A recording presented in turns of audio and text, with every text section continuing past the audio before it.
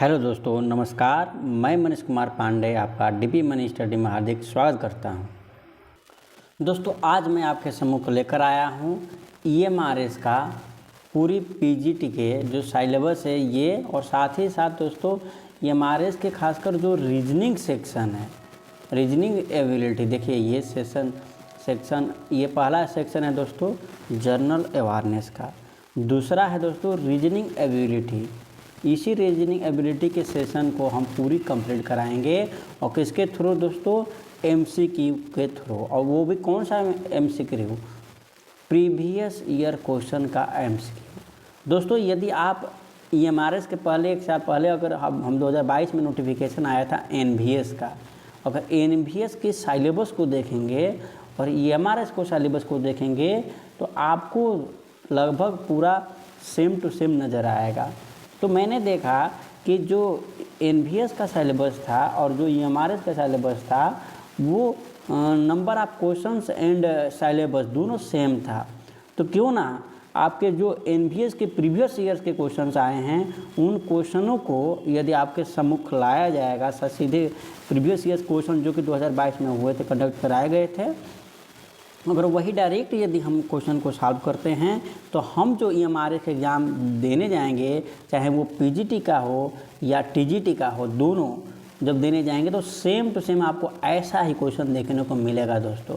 तो आप सभी ईएमआरएस के स्टूडेंटों से रिक्वेस्ट है कि जो भी टीजीटी पीजीटी के फॉर्म को अप्लाई किए हैं, प्लीज़ इस वीडियो को शुरू से लेकर अंत तक देखें, ताकि आपके प्रीवियस ईयर आए हुए सारे क्वेश्चन को सॉल्व कर लेने से क्या होता है कि वैसे ही एग्ज़ाम पैटर्न जो है एग्ज़ाम में देखने को मिलते हैं, जिससे आप आसानी से वहाँ पर क्या करेंगे, क्वेश्चन को सॉल्व कर ले जाएंगे। दोस्तों, इसमें सबसे पहले खास बात क्या रहने वाली है, चलिए देखिए इसमें क्या क्या सिलेबस रीजनिंग एबिलिटी में है। आपका पजल्स है, सीटिंग अरेंजमेंट है, डेटा सफिशिएंसी है, स्टेटमेंट बेस्ड क्वेश्चंस है जो वर्बल रीजनिंग में आता है, इनइक्वालिटी है, ब्लड रिलेशन है, सीक्वेंसेस एंड सीरीज से क्वेश्चंस बनेंगे, डायरेक्टर टेस्ट से क्वेश्चन बनेंगे, एसर्शन एंड रीजन से क्वेश्चन बनेंगे, और वेन डायग्राम से क्वेश्चन बनेंगे।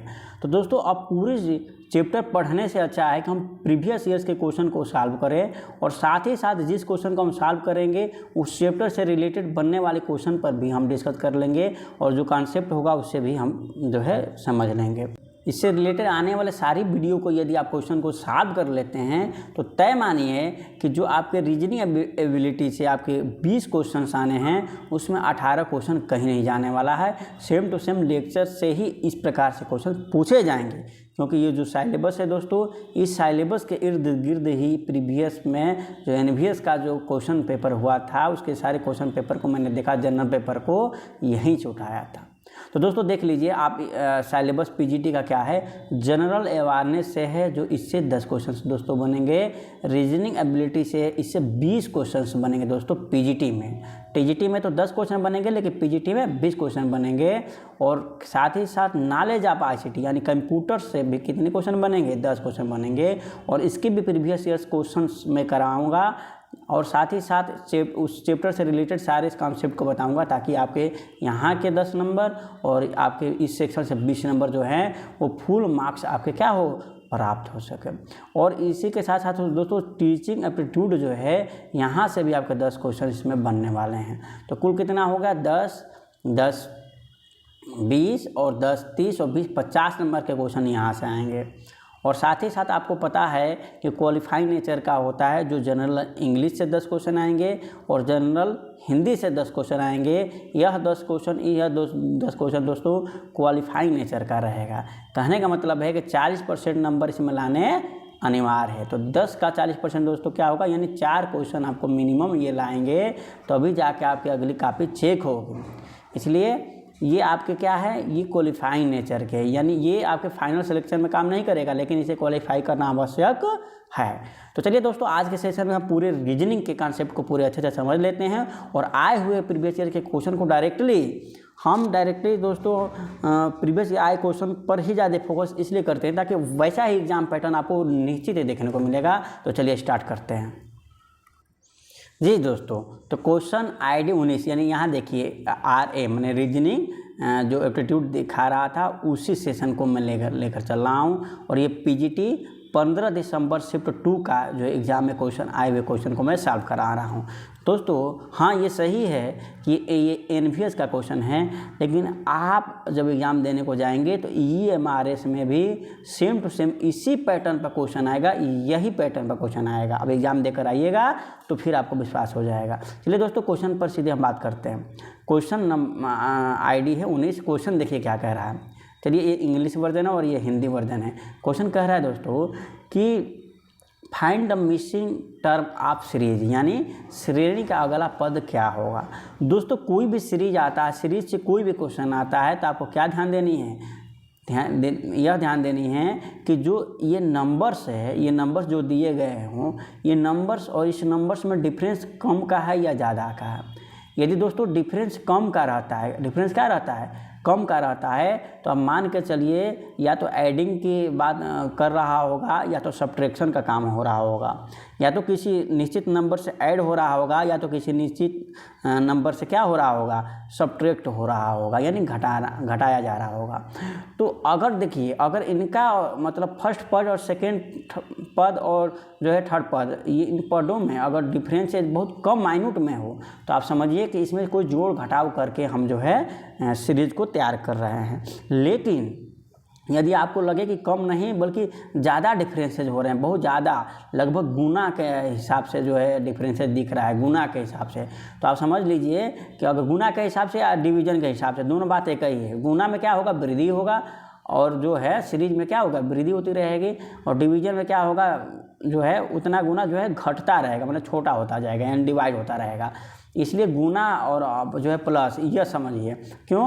क्योंकि या तो इस रूप में आप लेफ्ट टू राइट समझिए या तो राइट टू लेफ्ट समझिए। अगर लेफ्ट टू राइट अगर आप डिवीजन कर रहे हैं दोस्तों, देखिए समझिए, अगर लेफ्ट टू राइट देखिए आपका घट रहा है, इसका मतलब क्या हो रहा है, देखिए कम कम घट रहा है या ज़्यादा। देखिए ये 1701 है, ये 567 लगभग, आप देखें तो 1200 का डिफरेंस है। यानी जाहिर सी बात है यहाँ एडिशन सब्ट्रैक्शन से काम होने वाला नहीं है। यहाँ पर क्या, या तो मल्टीप्लिकेशन यानी गुना या डिवाइड, यही दोनों जो है लागू होंगे। तो आपको क्या लग रहा है, यहाँ डिवीजन वाला जो है रूल चल रहा होगा। हाँ, लेकिन दोस्तों याद रखिएगा, डिवीज़न हमारे संग हम लोग डिवीज़न का जब कॉन्सेप्ट देखते हैं तो हम लोगों को थोड़ा सा डिफिकल्ट लगता है। इसलिए जब डिवीज़न दिखने लगे तो आप अपोजिट साइड से आइए, या सब्ट्रैक्शन भी दिखने लगे, अगर आपको हार्ड लगने लगे तो अपोजिट साइड से देखेंगे तो ये डिवीज़न जो है मल्टीप्लिकेशन में, मतलब ये जो भाग है वो गुणा में बदल जाएगा, और यदि घटाना है तो वो जो है जोड़ में बदल जाएगा। कहने का तात्पर्य ये है कि ये तो है घटते क्रम में है, और घटते क्रम में अगर यहाँ से जो है आपको डिवीजन रूप दिख रहा है तो आप यहाँ से देखिए, राइट तरफ से देखिए, राइट तरफ से देखेंगे तो इधर से डिवीजन है, घटता क्रम दिख रहा है, तो इधर से आप गुना करके, जो कि आपके लिए आसानी रहता है गुना करना, इधर से आप बढ़ेंगे तो आपको गुना समझ में आएगा। ठीक है, तो चलो दोस्तों देखो समझो, यही कॉन्सेप्ट दोस्तों इस नंबर सीरीज में लगते हैं, या तो जोड़, या तो घटाना, या तो गुणा, या तो भाग। अब रही बात कि इससे भी ज़्यादा नंबर में डिफरेंस आने लगे, जहाँ पर गुना भी काम ना करे, यानी ना प्लस काम करे ना गुना काम करे, तो वहाँ समझ लीजिएगा कि वहाँ स्क्वायर वाला काम करेगा। स्क्वायर का मतलब देखिए, जैसे 3 का आपका स्क्वायर क्या होगा, 9 होगा, और आपका जैसे 5 का स्क्वायर क्या होगा, 25। तो इसमें डिफरेंसेस कुछ ज़्यादा होंगे, यानी स्क्वायर में और ज़्यादा डिफरेंसेस होंगे। कहने का तात्पर्य ये है कि जब पदों में डिफरेंसेस के हिसाब से हम देखते हैं, अगर कम डिफरेंसेस हो तो प्लस या माइनस से हम सेटिंग करते हैं, उससे अगर ज़्यादा हो, गुना के रूप में हो तो गुना डिवीजन को सेट करते हैं, और उससे भी ज़्यादा अगर दिखने लगे कि नंबर में जो है परिवर्तन उससे भी ज़्यादा हो रहा है तो हम स्क्वायर वाला देखते हैं, उससे भी ज़्यादा अगर दिखे दोस्तों तो फिर क्या करेंगे, क्यूब वाला देखेंगे। ठीक है, बात समझ में आ रही है कि नहीं? तो चलो अब यहाँ से हम देखते हैं, इस क्वेश्चन को सॉल्व करते हैं।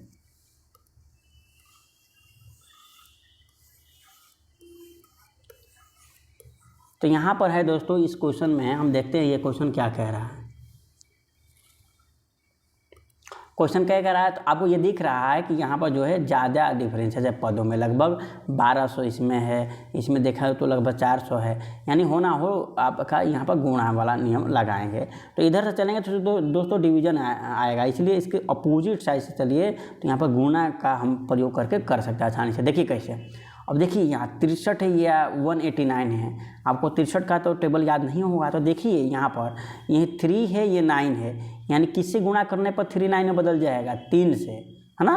तो तितरी का 9 और 3 से 18। हाँ भैया 3 से गुना करने पर तो मेरा काम बन गया।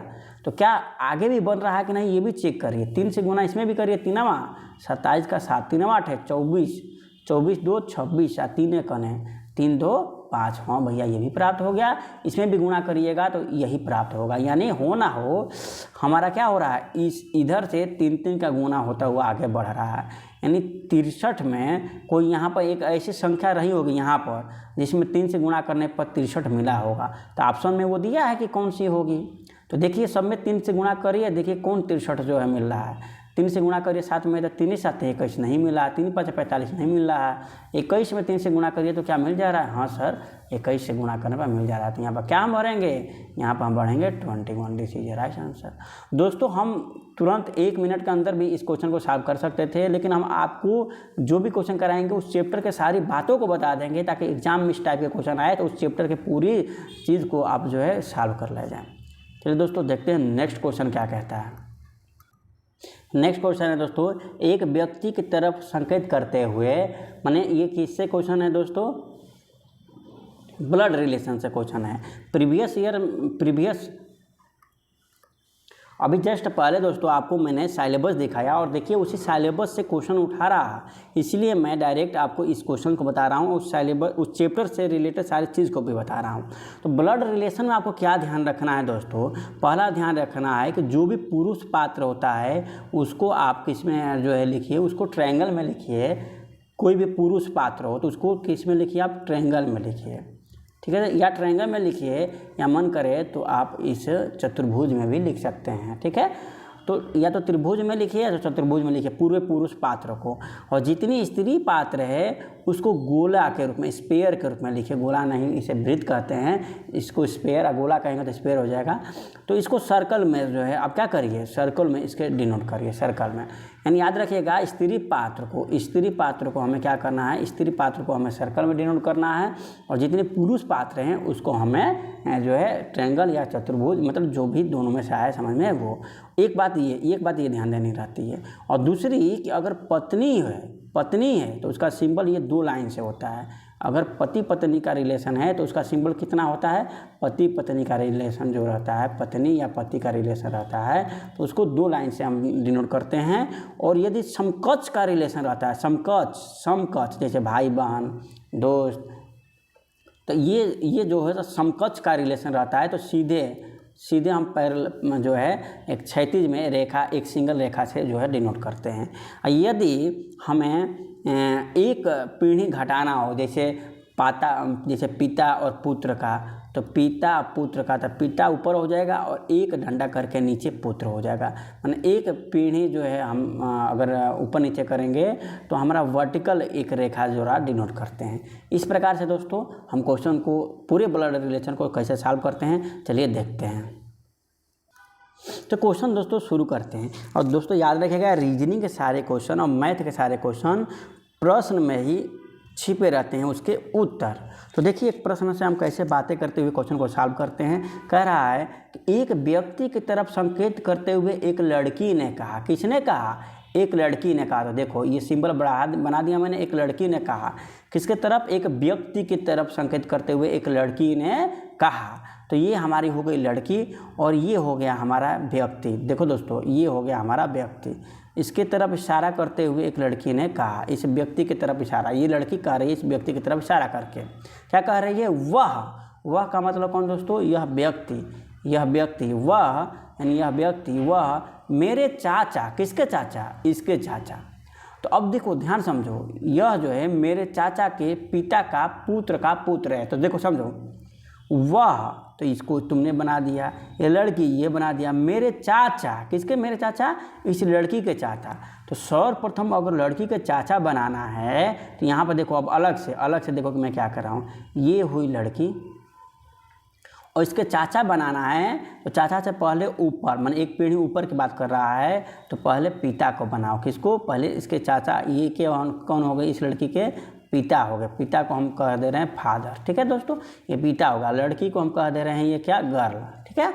तो देखो पहले बना दिए का पापा, पापा के भाई जो होंगे वही तो चाचा होंगे। तो देखो अब किधर बनाए, इधर जगह नहीं है, इधर ही बना देते हैं। पापा के भाई, भाई का मतलब वो भी एक लड़का होगा, ये इस तरीके पापा के भाई इसके क्या होंगे, चाचा होंगे। यहाँ तक बात समझ में आ गई कि मेरे चाचा के पिता, मेरे चाचा के पिता माने इसके पिता, चाहे इसके पिता चाहे इसके पिता, बात तो एक ही होगा। यानी एक स्टेप आगे फिर ऊपर की तरफ कह रहा है। और देखो यहाँ पर एक बना दिया, मैंने एक्चुअल में दादा होंगे, ग्रैंड फादर यहाँ पर, ठीक है दोस्तों। अब लिख नहीं रहे हैं लेकिन समझ लीजिए ग्रैंड फादर होंगे। देखिए मेरे चाचा के पिता, चाचा के पिता रहें या पापा का पिता रहें, बात वही है। पिता की पुत्री, और पिता की पुत्री माने इनके पिता यहाँ तक पहुँच गए, इसकी पुत्री, इसकी पुत्री बनाने का मतलब क्या, इनकी क्या बहन या इनकी बहन। तो इनकी बहन यहाँ पर देखो, इनकी पुत्री यहाँ पर बना दी, पुत्री, पुत्री इनकी पुत्री हो गई ना, इस पिता, इनके पिता की पुत्री, इनके पिता की पुत्री, पुत्री बन गई। अब आगे देखो कि पुत्री का पुत्र है, मतलब ये व्यक्ति जो है इस पुत्री का पुत्र है। पुत्र है तो मैंने एक स्टेप नीचे, देखो एक स्टेप नीचे हमने जोड़ दिया। ये पुत्र है तो देखो पुत्र मैंने लिख दिया, ये लिख दिया। यह व्यक्ति के बारे में बात हो रहा है, ये कौन है, व्यक्ति है। जिस व्यक्ति के बारे में बात हो रही है यही व्यक्ति है। ठीक है दोस्तों, पेन आपके लिए बदल दे रहे हैं इस व्यक्ति के लिए। अब देखो ये फिगर बन गया, बन गया। अब आगे देखो कह रहा है कि लड़की का उस व्यक्ति से ध्यान रहे जहाँ पर से रहता है, वहाँ से हम चलना शुरू करते हैं। तो उस लड़की का, लड़की मतलब कौन दोस्तों, यह गर्ल, उस लड़की का, और कहाँ से चलना है, उस व्यक्ति से। तो इस व्यक्ति से चलना है, क्या संबंध है, तो मैंने कहाँ से शुरुआत करनी है, तो जहाँ पर से लगे वहाँ से शुरुआत करनी है। तो चलो यहाँ से शुरुआत करो। इस लड़के का ये मम्मी, मम्मी, और मम्मी का ये भाई है, तो ये क्या लगेगा, मामा, मामा लगेगा, बोलो भाई मामा लगेगा। और मामा की ये लड़की हुई ना, मैंने इस व्यक्ति के मामा की लड़की। और मामा की लड़की क्या कहलाएगी बताओ, चाचा कहलाएगी, नहीं बिल्कुल नहीं कहलाएगी। बहनोई कहलाएगी, नहीं कहलाएगी। इस व्यक्ति का इस लड़की, देखो देखो समझो, इस व्यक्ति से, इस व्यक्ति से, देखो लड़की का व्यक्ति से माने यहाँ से लेकर यहाँ तक हमें पहुँचना है। तो ये बताओ, ना चाचा होगा ना बहनोई होगा। अब देखो, अब यहाँ देखो भाई, खास भाई तो होगा ही नहीं दोस्तों, आप बताओ खास भाई होगा, नहीं होगा। आगे देखो फुफेरा या मौसेरा भाई, हाँ फुफेरा या मौसेरा भाई कह सकते हो। इसके उल्टा अगर लेकर जाओगे, देखो इसके उल्टा लेकर जाओगे कि लड़की का व्यक्ति से, माने इसके उल्टा अगर यहाँ से लेकर जाओगे तो ये तुम्हारी हो गई बुआ, बुआ का लड़का जो है चचेरा भाई हो गया। यानी ऑप्शन नंबर 3 तुम्हारा क्या होगा, राइट होगा, आंसर होगा। दोस्तों हम इतना डिटेल आपको इसलिए बता रहे हैं ताकि इस चैप्टर से कोई भी क्वेश्चन आएगा तो आप इस विधि से आसानी से चुटकियों में हल कर ले जाएंगे। चलिए नेक्स्ट क्वेश्चन देखेंगे। और दोस्तों आप विश्वास माने कि यदि आप इस वीडियो को देख रहे होंगे तो डायरेक्टली आपके एग्जाम में ऐसे क्वेश्चन देखने को 99% संभावना है कि मिलेंगे। चलिए नेक्स्ट क्वेश्चन देखते हैं। देखिए दोस्तों नेक्स्ट क्वेश्चन क्या कह रहा है कि एक बिंदु P अन्य बिंदु O से, देखिए दोस्तों ये क्या है, डायरेक्शन वाला क्वेश्चन है। यानी आप देख रहे हैं कि मैंने अभी जस्ट आपको क्या बताया, साइलेबस पहले दिखाया। EMRS का ऑफिशियल साइलेबस है दोस्तों PGT का, चाहे TGT का भी देंगे तो भी यही एग्जाम में ऐसे ही क्वेश्चन देखने को मिलेगा। तो उस साइलेबस में डायरेक्शन आपका चैप्टर था, उससे यह क्वेश्चन उठाया है ना, या वो भी ये आपके डायरेक्ट प्रीवियस ईयर्स के क्वेश्चन हैं। तो आप अच्छे से जो है खुश होकर इन क्वेश्चन को सॉल्व करें। और देखिए करा एक बिंदु P अन्य बिंदु O से 80 मीटर पूर्व की ओर स्थित है। ध्यान समझिए दोस्तों, रीजनिंग के क्वेश्चन में कोई सूत्र, कोई फार्मूला नहीं लगाया जाता है, केवल देखो और पढ़ो। देखो क्या कह रहा है एक बिंदु P, कोई बिंदु P है, वो अन्य किसी बिंदु O से, माने कोई बिंदु P है वो O से, माने O से, ये कोई बिंदु O है, इससे 80 मीटर पूर्व की ओर स्थित है। यानी 80 मीटर पूर्व, देखो याद रखना दिशा में, आपको क्या याद रखना है, हमारी ये बात याद रखना, दिशा में ये चीज़ याद रखना कि आपके राइट साइड जो होता है वो पूर्व होता है, और आपके जो ऊपर होता है यानी आपका मुंह होता है वो उत्तर होता है, और आपका दाहिना हाथ पूर्व होता है, और आपका बायां हाथ की तरफ क्या होता है दोस्तों, पश्चिम होता है, और आपके नीचे यानी पैर की तरफ जो होता है दक्षिण होता है। इस बात को कभी ना भूलिए। अगर डायरेक्शन के क्वेश्चन को सॉल्व करना है तो केवल ये याद रखिए, क्या याद रखिए कि आपके दाहिने साइड जो है पूर्व हाथ रहता है, आपके ऊपर जो, माफ करिए, आपके दाहिने साइड, आपका दाहिना हाथ जो पूर्व कहलाता है, आपका मुंह जो ऊपर सर है उसको उत्तर दिशा माना जाता है, फिगर में चित्र में यह बात याद रखिएगा। और आपके बायां जो हाथ है, लेफ्ट हैंड है, उसको पश्चिम दिशा माना जाता है और आपके निचला भाग जो है पेज पर दक्षिण माना जाता है। ये चित्र को व्यक्त करने का एक क्या है, स्टैंडर्ड मान लिया गया है, तो इसको याद रखिएगा। ठीक है दोस्तों, अब इसी के आधार पर देखिए इस क्वेश्चन को आप चुटकियों में हल करेंगे, लेकिन याद रखिएगा ये बात। और एक बात और भी याद रखिएगा कि अगर इसके जस्ट मध्य की बात करेंगे पूरी ये एरिया को, तो ये पूर्व दक्षिण कहलाएगा। ये बीच की बात करेंगे तो उत्तर पूर्व कहलाएगा। देखिए इनके बीच की बात करेंगे क्योंकि इसके बीच आ रहा है। चलिए अब इतना बात जानते हैं तो क्वेश्चन को सीधे क्या करते हैं, सॉल्व करते हैं। क्वेश्चन कह रहा है कोई बिंदु P है, वो अन्य O बिंदु से, ये O बिंदु से 80 मीटर पूर्व की ओर है। माने P जो है O से पूर्व है। पूर्व किधर होता है, राइट साइड। यानी P एक बिंदु है, ये P है, वो किस दिशा में है, पूर्व की दिशा में है। और पेन को थोड़ा सा कलर हम करते हैं चेंज।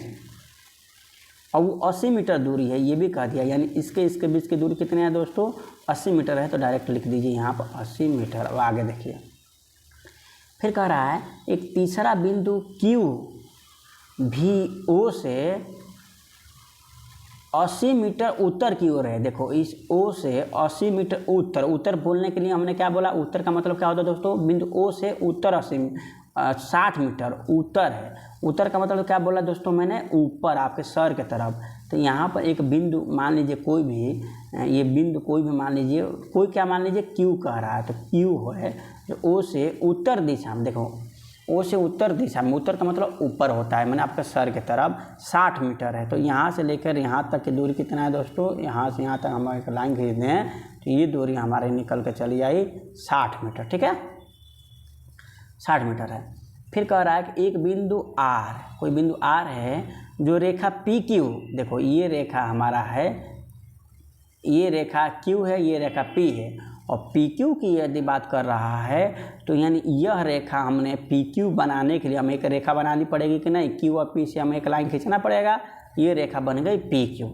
ठीक है दोस्तों, पेन फिर मेरे को चेंज करना पड़ेगा, ये रेखा PQ, ये रेखा हमारा PQ जो है, देखो ये Q और ये P। अब देखो एक बिंदु R है, रेखा PQ को 3 संबंधित 2 में बांटता है। माने कोई बिंदु R जो है वो PQ को 3 संबंधित 2 में बांटता है। तो मान लो, कहने का मतलब ये हुआ कि ये कोई बिंदु, मान लो ये कोई तुम्हारा क्या है, R है, ये कोई बिंदु R है, घबराओ नहीं दोस्तों, ये बिंदु R है। इसको कितने संबंध में बांट रहा है, कह रहा है कि 3 संबंधित 2 में। कहने का मतलब अगर यह 3 है तो इधर क्या है, हमारा 2 है। देखो समझो क्यों, इधर बड़ा ले लिया था इसलिए हम इधर 3 ले लिए, 2 लिए, 3 संबंधित 2। ठीक है ना, बात समझ में आ रहा है कि नहीं, थोड़ा ये बड़ा साइड ले लिया है 3, और इधर जो है P और Q की बात किया है इसलिए इधर से लिए हैं ये 3 और इधर के इधर 2। ये याद रखिएगा, ये जो है रेशियो में है, यूनिट में है। ठीक है, अब कह रहा है रेखा PR, ये रेखा PR और QR, देखो ये रेखा PR और ऊपर वाला जो है या ये है Q, ये क्या है, Q है। तो रेखा PR और रेखा QR की लंबाई में कितना अंतर है समझ रहे हो कि नहीं समझ रहे हो, यानी PR रेखा, अगर PR की लंबाई देखा जाए P से R और QR में कितना का जो है डिफरेंस है। तो सबसे पहले आप क्या ज्ञात कर सकते हैं, बहुत इजी क्वेश्चन है। कैसे, ध्यान से देखिए दोस्तों, ध्यान से देखिए, आपको एक त्रिभुज दिख रहा होगा, कौन, POQ, एक त्रिभुज दिख रहा होगा POQ। ये भी कौन सा त्रिभुज दोस्तों है, समकोण त्रिभुज, क्योंकि ये 90 डिग्री का कोण बन रहा है। अब समकोण त्रिभुज के नियम होता है, समकोण त्रिभुज का आप सभी लोगों को पता होता है कि समकोण त्रिभुज का एक फार्मूला होता है, और बचपन से आप पढ़ते आए हो, क्या ये फार्मूला होता है कि कर्ण का स्क्वायर, क्या होता है दोस्तों, कर्ण का स्क्वायर बराबर होता है लंब का स्क्वायर प्लस आधार का स्क्वायर। आप बचपन में पढ़े होंगे, बस वही लगा दीजिए। देखिए ध्यान से, इसके बीच दूरी देखो 80 मीटर दिया था, तो थोड़ा नीचे लिख दे रहा हूँ, ये 80 मीटर, और ये जो है देखो बगल में 60 मीटर दिया था, और हमें ये नहीं पता है तो इसका हम निकाल लेते हैं। ध्यान दो, तो ये तुम्हारा जो 90 डिग्री के सामने होता है वो कर्ण कहलाता है। क्या कहलाता है, कर्ण। बाकी ये ऊपर वाला तुम्हारा लंब हो गया, ये वाला आधार हो गया, वो थीटा के हिसाब से माना जाता है। तो कर्ण ऊपर वाला हो गया, यानी तुम्हारा ऊपर क्या है, तुम्हारा PQ है। तो PQ का क्या स्क्वायर बराबर लंब का स्क्वायर। लंब तुम्हारा क्या हो गया, कोई भी मान लो, लंब तुम्हारा 80 60 मान लो या 80 मान लो, तो मान लो 60 ही तो मानना चाह रहा हो, 60 स्क्वायर प्लस 18 का स्क्वायर बने 80 का स्क्वायर। यहाँ से तुम्हारा क्या ज्ञात हो जाएगा दोस्तों, PQ ज्ञात होगा। दोस्तों आप कंफ्यूज ना होइए, इस प्रकार के क्वेश्चन में केवल एक ही फार्मूला लगता है, वो है समकोण त्रिभुज के जो है लगता है फार्मूला कर्ण का स्क्वायर वाला। इसलिए आप ये मत सोचिए कि कोई दूसरा फार्मूला आपको वहाँ देखने को मिलेगा। अब 60 का स्क्वायर करोगे तो क्या होगा दोस्तों, 3600 होगा। 80 का स्क्वायर करेगा तो 8 टाइम 64, 8 0 उतार दो, देखो 6 6 का 36, 2 0 उतार दो, 8 टाइम 64, ठीक है। अब देखो 0 है तो इसको भूल जाओ, 36 64 जोड़ोगे तो क्या होगा, 100 होगा, तो 100 लिख दो और 2 ठे शून्य उतार लो। ये PQ का मान है, क्या है, PQ स्क्वायर का मान है। तो PQ का मान अगर याद करोगे, स्क्वायर बराबर को उधर जाता है तो क्या होता है, रूट होता है। और इस प्रकार से रूट के बाहर अगर लाओगे तो जोड़ा बनाकर बाहर निकालोगे। याद आ रहा है तुमको, नहीं याद आ रहा है तो याद करो। तो PQ का मान तुम्हारा क्या आ जाएगा दोस्तों, तो जोड़ा बाहर आएगा तो 100 आ जाएगा। क्या आ जाएगा, 100 आ जाएगा। माने यहाँ से लेकर यहाँ तक की लंबाई तुम्हें क्या देखने को मिली, 100 देखने को मिली। क्या देखने को मिली, 100 देखने को मिली। ये 100 में जो R है वो 3 संबंधित 2 के अनुपात में बट गया है। 3 संबंधित 2 के अनुपात में बट गया है, यानी अब पूछ क्या रहा है, देखो सुनो, PR माइनस QR पूछ रहा है, PR माइनस QR पूछ रहा है। अब देखो एक चीज़ मैं तुमको हमेशा एक फार्मूला बताऊंगा, हर चीज़ में तुम्हारा वो लागू होगा। वो फार्मूला क्या है, एक चीज़ याद रखना, वैल्यू याद रखो, बोलो हमारे साथ। रुको पेन चेंज कर देते हैं ताकि आपको ज़्यादा से समझ में आ जाए, और साथ ही मिटा भी देते हैं। PQ का मान क्या तुम्हारा 100 आया है, ये याद रखना। क्या रखना, याद रखना। चलो पेन को चेंज कर लिया मैंने। देखो अब तुम्हें कोई भी वैल्यू ज्ञात करनी है, ये PR माइनस QR कुछ भी ज्ञात करनी है, तो तुम्हें एक चीज़ हमारे याद रखना होगा, और वो क्या है, वैल्यू अपान किसका इंटू चाहिए। इससे कोई भी सवाल को तुम इजी तरीक़ा से हल कर ले जाओगे। वैल्यू अपान किसका इंटू चाहिए, भोजपुरी भाषी लोग, हिंदी भाषी लोग इसका जो है किसका और चाहिए में कंफ्यूज ना होइए। इसका मतलब ये हुआ कि यह जो वैल्यू है वो किसका है भैया, तो जिसका है वो नीचे रहेगा, और जो हमें चाहिए वो इंटू के पास रख देंगे। देखो अभी बताते हैं, तो जो तुम्हारा वैल्यू है P और Q का वो क्या आया है, 100 आया है। तो ये वैल्यू किसका है, 2 संबंधित 3 का। इसका मतलब देखो दोस्तों ये रेशियो में है, इसलिए तुम डायरेक्ट इसका मान नहीं मानोगे, इसको यूनिट के रूप में मानोगे। क्या मानोगे, यूनिट के रूप में मानोगे। तो यहाँ से लेके यहाँ तक कितना यूनिट है, देखो Q से लेकर R तक 2 यूनिट और R से लेकर P तक 3 यूनिट, तो कुल कितना यूनिट है, 5 यूनिट।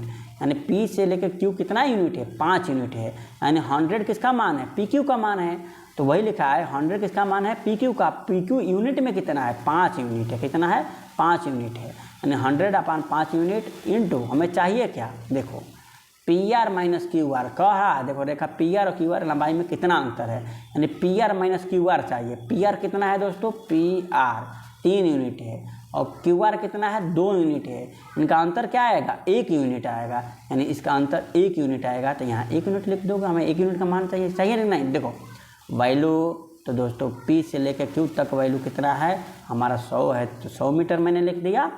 और ये किसका है, तो P से लेकर Q तक है। 3 संबंध 2 के रेशियो में हम बांटे हैं, तो 3 यूनिट ये 2 यूनिट, मैंने 5 यूनिट की वैल्यू है। हमें चाहिए क्या, इन दोनों का डिफरेंस चाहिए। देखो PR और QR का डिफरेंस चाहिए, PR और QR का डिफरेंस। तो 3 और 2 का डिफरेंस कितना, 1 है, तो यहाँ 1 लिख दो। अब हल कर दो। यूनिट दोस्तों समझाने के लिए लिखे हैं। 100 में 5 से भाग करोगे तो 20 5 100, यानी 20 मीटर तुम्हारा राइट आंसर होगा। और देखो तो दोस्तों ये क्वेश्चन देखने को मिल गया। दोस्तों मैं पूरा विस्तार से इसलिए बता रहा हूँ ताकि इस चैप्टर से रिलेटेड कोई भी क्वेश्चन आएगा धड़ल्ले से चुटकियों में आप सॉल्व कर ले जाएंगे। चलिए देखते हैं नेक्स्ट क्वेश्चन को। नेक्स्ट क्वेश्चन है दोस्तों 6 अध्यापक एंड सीटिंग अरेंजमेंट से क्वेश्चन आ गया। देख लिए कि नहीं, सीटिंग अरेंजमेंट से क्वेश्चन आ गया।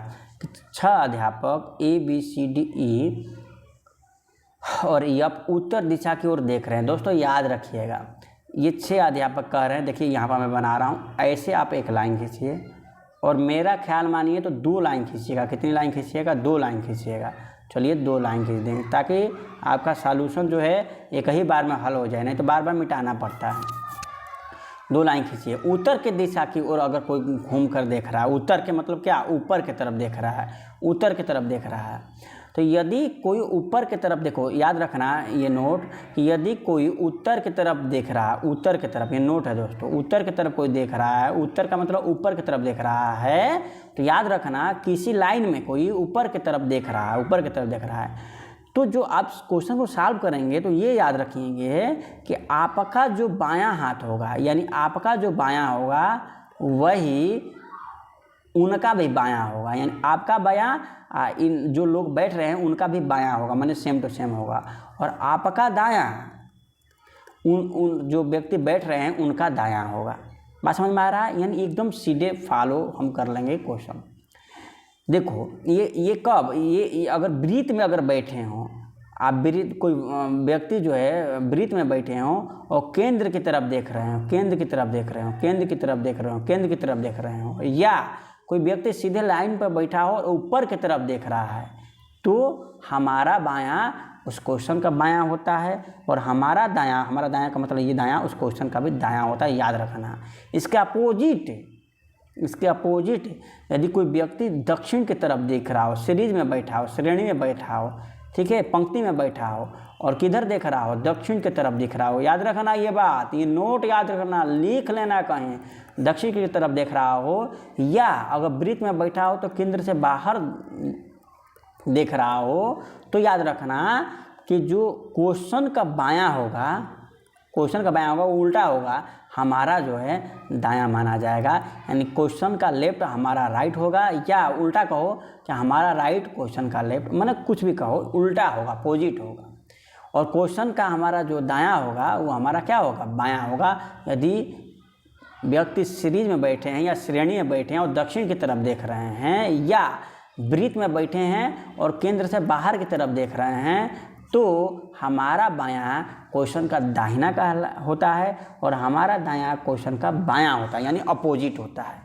तो कुल मिला के अगर ये कंफ्यूज हो रहे हो तो एक बात याद रखना, ये वाला याद करना कि अगर अधिकांश इजी क्वेश्चन अगर बनाने होते हैं तो यही होता है कि उत्तर की तरफ देखें, पंक्ति में बैठे हो तो उत्तर की तरफ देखते हैं और वृत्त में बैठे हो तो केंद्र की तरफ देखते हैं, तो इसमें तो झंझट ही नहीं है, हमारा बायां क्वेश्चन का बायां, हमारा दायां क्वेश्चन का दायां, इसलिए सीधे सपाट हल हो जाता है। लेकिन अगर इसका अपोजिट हो तो आप अपोजिट मान कर हल करें, और अगर यह कॉन्सेप्ट जिसे को समझ में आ गया तो मान लीजिए कि सीटिंग अरेंजमेंट के सारे क्वेश्चन को वो क्या कर ले गया, सॉल्व कर ले जाएगा। अब चलिए इस क्वेश्चन को बता दे रहे हैं ताकि आप और आसानी से इसको सॉल्व कर ले जाएंगे। तो इसके लिए सबसे पहले हम इसको क्या करते हैं, यहाँ से हटाते हैं दोस्तों, इसको तो नहीं हटाना है, इसको हटा देते हैं। तो दोस्तों सीटिंग अरेंजमेंट से यदि क्वेश्चन आता है तो हमारा एक बात राय याद रखिएगा कि कभी भी 2 फिगर बनाकर करिएगा, इससे से क्या होगा कि आपका क्वेश्चन जो है दोबारा फिर से नहीं पढ़ना पड़ेगा। देखिए समझिए, 6 अध्यापक, देखिए कलर बदल रहे हैं, 6 अध्यापक A B C D E और F उत्तर दिशा की ओर देख रहे हैं। तो यहाँ से हम क्या समझेंगे, उत्तर देख रहे हैं यानी हमारा बायां इस क्वेश्चन का बायां होगा और हमारा दायां इस क्वेश्चन का दायां होगा, इसलिए निश्चित होकर क्वेश्चन को क्या करेंगे, सॉल्व करेंगे। की ओर देखते हुए एक पंक्ति में खड़े हैं किंतु इसी क्रम में नहीं है, चलो भैया नहीं है, लेकिन एक आसानी हो गई कि भाई उत्तर देख रहे हैं। अब देखो आगे समझो, कह रहा है कि C जो है वो A और E के बीच में खड़ा है, ध्यान देखो। अब C को कहीं बैठा दो, तुम कहीं भी बैठा सकते हो, इस C को हम बैठा दिए यहाँ, C जो है A और E के बीच में बैठा है, तो देखो A और E के बीच में बैठाने का मतलब क्या हुआ, A यहाँ भी हो, यहाँ और यहाँ के बीच में बैठा है।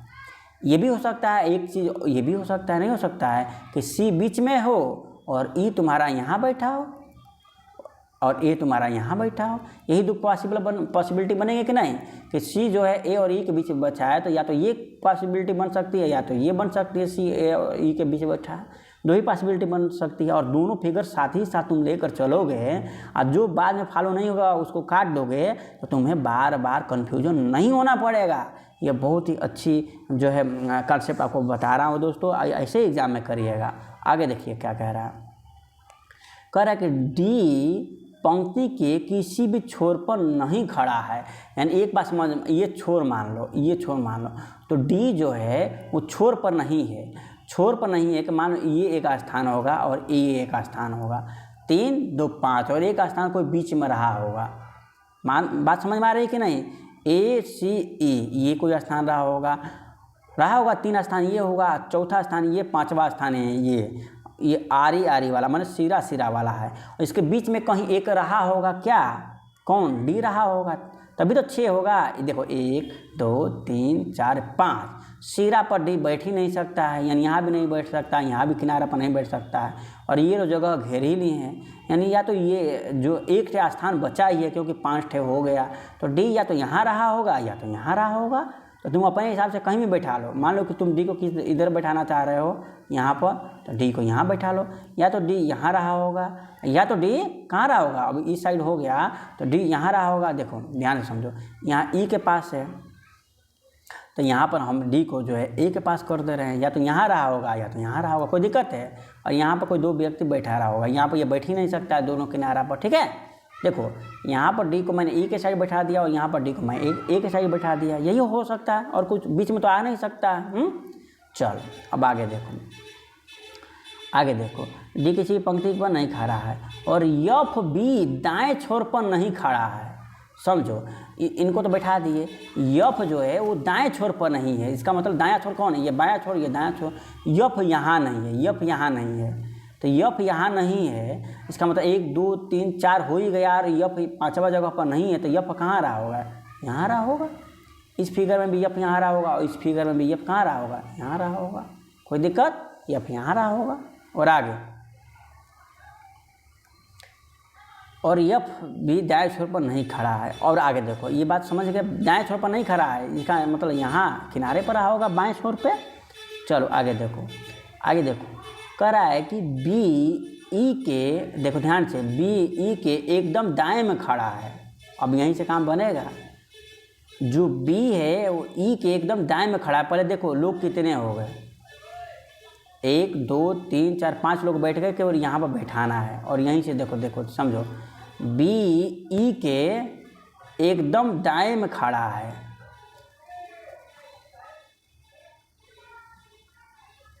देखो ध्यान से देखो, बी को बैठाना है तुम्हें, बी ई के एकदम दाएं में खड़ा है, ठीक है। बी ई के एकदम दाएं, ई के एकदम दाएं, यहाँ पर क्या बैठ सकता है, नहीं, तो ये फिगर फ्लॉप हो गई, अब पेन बदल लो। बी जो है ई के एकदम दाएं, बी जो ई के एकदम दाएं बैठा है, यानी यहाँ हो सकता है, यहाँ पर हमारा बी हो सकता है, यहाँ पर हमारा बी हो सकता है। और डी को हम बैठाए थे तो डी को या तो यहाँ बैठा सकते थे या तो यहाँ बैठा सकते थे। देखो बैठाए थे ना ए के बगल में, देखो यहाँ ए के बगल में बैठाए थे ना डी को, तो ए के बगल में भी डी को बैठा सकते हैं, तो इसलिए डी को हम यहाँ पर चुपचाप कर दें, क्योंकि इसका स्थान निश्चित नहीं था तो इसका स्थान निश्चित कर दिया। यू का क्यों काट दिया, क्योंकि ई के बाद को आ रहा है कि बी है, जस्ट बाद। देखो बी ई के एकदम दाएं, दाएं का मतलब तुम्हारा दायां, इसका दायां, ई के एकदम दायां, यहाँ पर तो आ ही नहीं सकता, तो इसको काट दो, यहाँ पर आ सकता है। और बी के बारे में, और यहाँ पर तो डी था, तुम कहोगे सर यहाँ पर तो डी था, तो देखो डी को हम ए के बगल में भी दूसरा फिगर बनाए थे, यानी डी ए के बगल में भी हो सकता है। देखो डी को यहाँ से हटा के यहाँ भी कर दे, क्योंकि ये भी हो सकता है, तभी तो ये फिगर बनाया था। 2 फिगर क्यों बनाया था, क्यों, इसीलिए बनाया था ताकि आपका एक ही लाइन में आपका सीटिंग अरेंजमेंट जो है एक ही बार में आ गया। अब किसी भी उत्तर को आप झटाक से क्या करेंगे, उत्तर दे देंगे। दोस्तों आपको लग रहा होगा कि कितना बड़ा जो है ज़्यादा टाइम लिया जा रहा है, दोस्तों आपको समझाने के लिए जा रहा है, ताकि इस चैप्टर से रिलेटेड कोई भी क्वेश्चन होगा तो प्रैक्टिस के बेस पर तुरंत सॉल्व कर ले जाएंगे। चलिए देखिए अब क्वेश्चन को सॉल्व करिए। कह रहा है आगे कि डी के एकदम दाएँ में कौन खड़ा है, डी के एकदम दाएँ, दाएँ बोले तो ये दाएँ में कौन खड़ा है, कौन खड़ा है भैया, ए खड़ा है, ए को मारो और चले आओ, ये तुम्हारा हुआ राइट आंसर। चलिए दोस्तों हम मानते हैं कि इस प्रकार से यदि क्वेश्चन को सॉल्व करते हैं तो सीटिंग अरेंजमेंट से कहीं भी कितनी भी डिफिकल्ट क्वेश्चन क्यों ना हो, वो आप इजी तरीक़ा से तुरंत सॉल्व कर ले जाएंगे और आपके सिलेक्शन में, खासकर आपके टीचर बनने में ये बहुत ही योगदान नंबर देते हैं दोस्तों। एक क्वेश्चन भी बहुत ही योगदान है। नेक्स्ट क्वेश्चन देखते हैं दोस्तों क्या कह रहा है एक संस्था एक हफ्ते में 5 खेलों की स्पर्धा आयोजित करने की योजना बनाता है, ऐसे कि प्रतिदिन एक खेला जाए। यानी 5 खेल है, प्रतिदिन एक सप्ताह में खेलना है, यानी सैटरडे और संडे मान लीजिए कि आप है, बाकी जो 5 दिन है उसे जो है प्रतिदिन खेलना है, ठीक है। तो स्पर्धा का एक कार्यक्रम खेल संकुल के निम्न शर्तों के अनुसार बनाया गया है। माने ऐसा गेम है दोस्तों, 5 गेम है, 500 गेम पर डे जो है चलाना है, एक सीरियल क्रम में चलाना है। सीरियल क्रम में चलाना है, इसका मतलब क्या हुआ, ये सीरीज के हिसाब से इसे बैठाना है, ठीक है। उसके लिए कुछ शर्त दे दिया है, 5 खेल दिया है और उसके लिए शर्त दे दिया है कि किस हिसाब से किस दिन, मतलब कौन सबसे पहले होगा कौन बाद में होगा, इसका एक शर्त दे दिया है। और आपको बताना है कि खेल प्रतिस्पर्धा का कार्यक्रम किस प्रकार होगा, यानी पहले क्या खेला जाएगा, बाद में क्या खेला जाएगा। काफ़ी इजी क्वेश्चन है दोस्तों। कैसे, क्वेश्चन को आप पढ़ेंगे और जैसा कहेगा वैसे आप रख देंगे तो उत्तर आपका ज्यों का त्यों मिल जाता है। अपने मन से कोई दिमाग नहीं लगाया जाता है और ये नहीं सोचा जाता है कि बहुत हार्ड क्वेश्चन है। देखो सबसे पहले एक कोड मान लेते हैं, क्योंकि इतना शब्द लिखने का वहाँ पर टाइम नहीं रहता है। तो बैडमिंटन को हम क्या मान लेते हैं, बी मान लेते हैं। टेनिस और तैराकी दोनों टी से है, तो टेनिस को हम टी एस मान लेते हैं और तैराकी को टी के मान ले रहे हैं, कोई दिक्कत नहीं सर। और टेनिस ये आया यानी टी एस है। शतरंज को हम यस से मान ले रहे हैं और निशानेबाजी को हम यन से मान ले रहे हैं। 1 2 3 4 5 खेल हो गया। अब कलर क्या हुआ, बदल दे रहे हैं। अब जैसे कहेगा वैसे लिखेंगे हम। कह रहा है बैडमिंटन जो है, बैडमिंटन टेनिस व तैराकी के बीच में नियोजित किया जाता है, यानी टेनिस और तैराकी के बीच में। देखो मान लेते हैं ये टेनिस हुआ और ये मान लेते हैं तैराकी हुआ, इसके बीच में कौन है, बैडमिंटन। तो यहाँ पर हमने बैडमिंटन को बैठा दिया। ये भी हो सकता है या ये भी हो सकता है कि ये हमारा तैराकी हुआ, ये हमारा टेनिस हुआ, इसके बीच में क्या हुआ, बैडमिंटन हुआ, ये भी तो बीच में हो गया।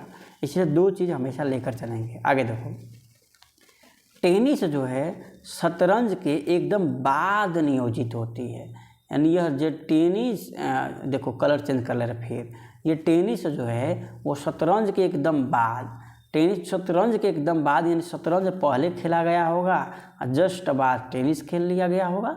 और इसके बीच में हमारा क्या है, बैडमिंटन है।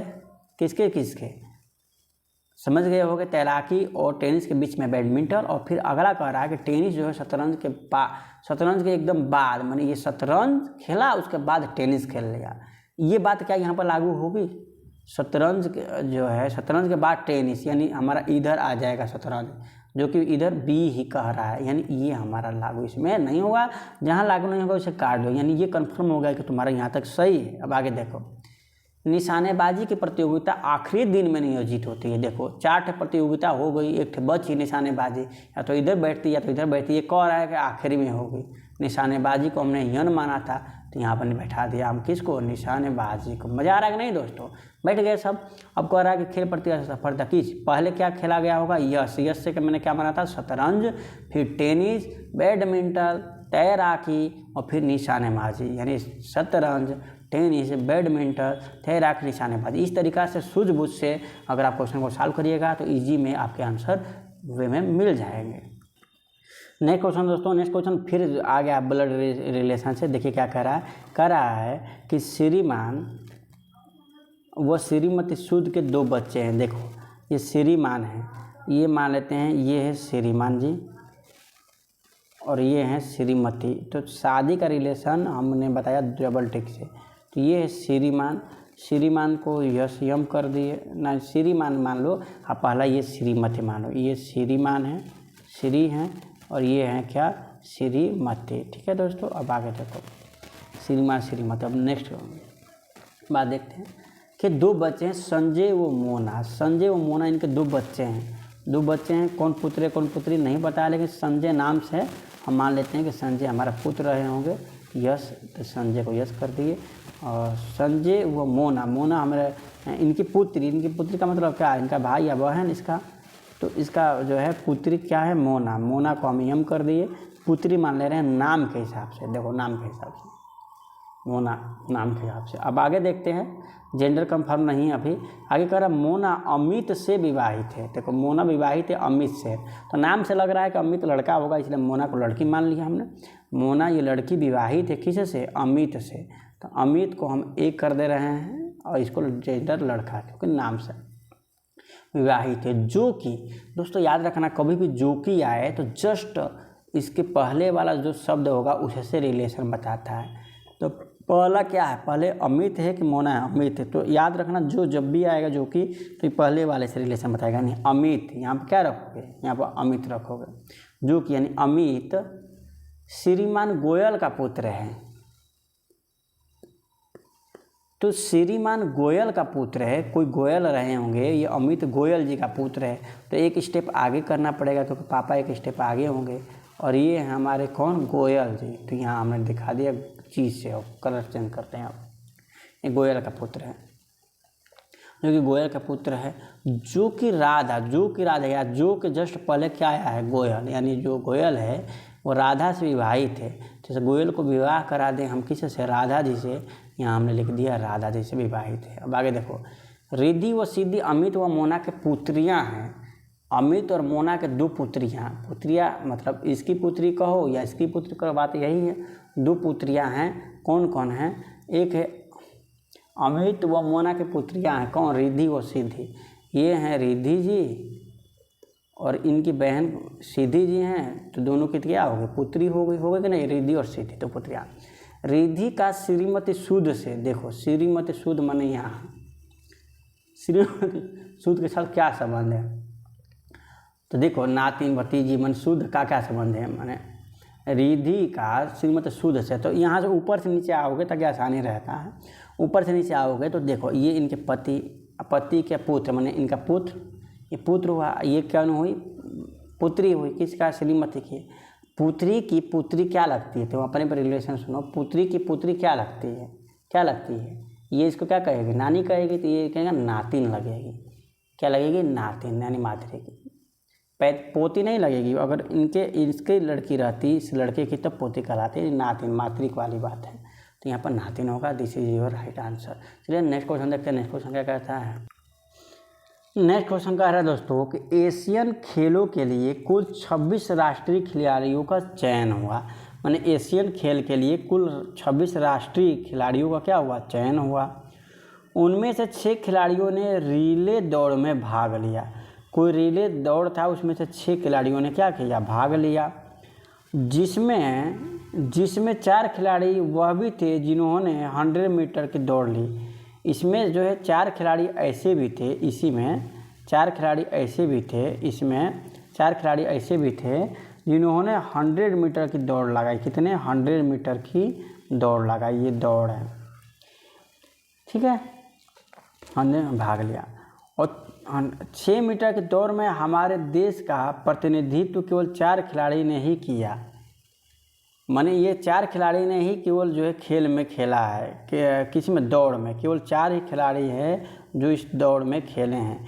तो खिलाड़ियों की संख्या को हम थोड़ा कलर से 4 लिख दिए, ठीक है, ये 4 खिलाड़ी है, और यहाँ पर 6 खिलाड़ी जो थे वो आर से डिनोट किया, मैंने राष्ट्रीय, माफ़ करना, आर से क्यों डिनोट किया, क्योंकि ये रिले दौड़ में भाग ले रहे थे, रिले दौड़ में, ठीक है, और 26 कुल खिलाड़ी थे, ठीक है। इसमें से 4 खिलाड़ी ऐसे थे जो 100 मीटर के दौड़ में भाग ले रहे हैं। आगे देखो, 100 मीटर में केवल 4 ही खिलाड़ी हमारे देश को प्रतिनिधित्व कर रहे हैं, माने केवल 100 मीटर के 4 ही खिलाड़ी जो है दौड़ लगाते हैं,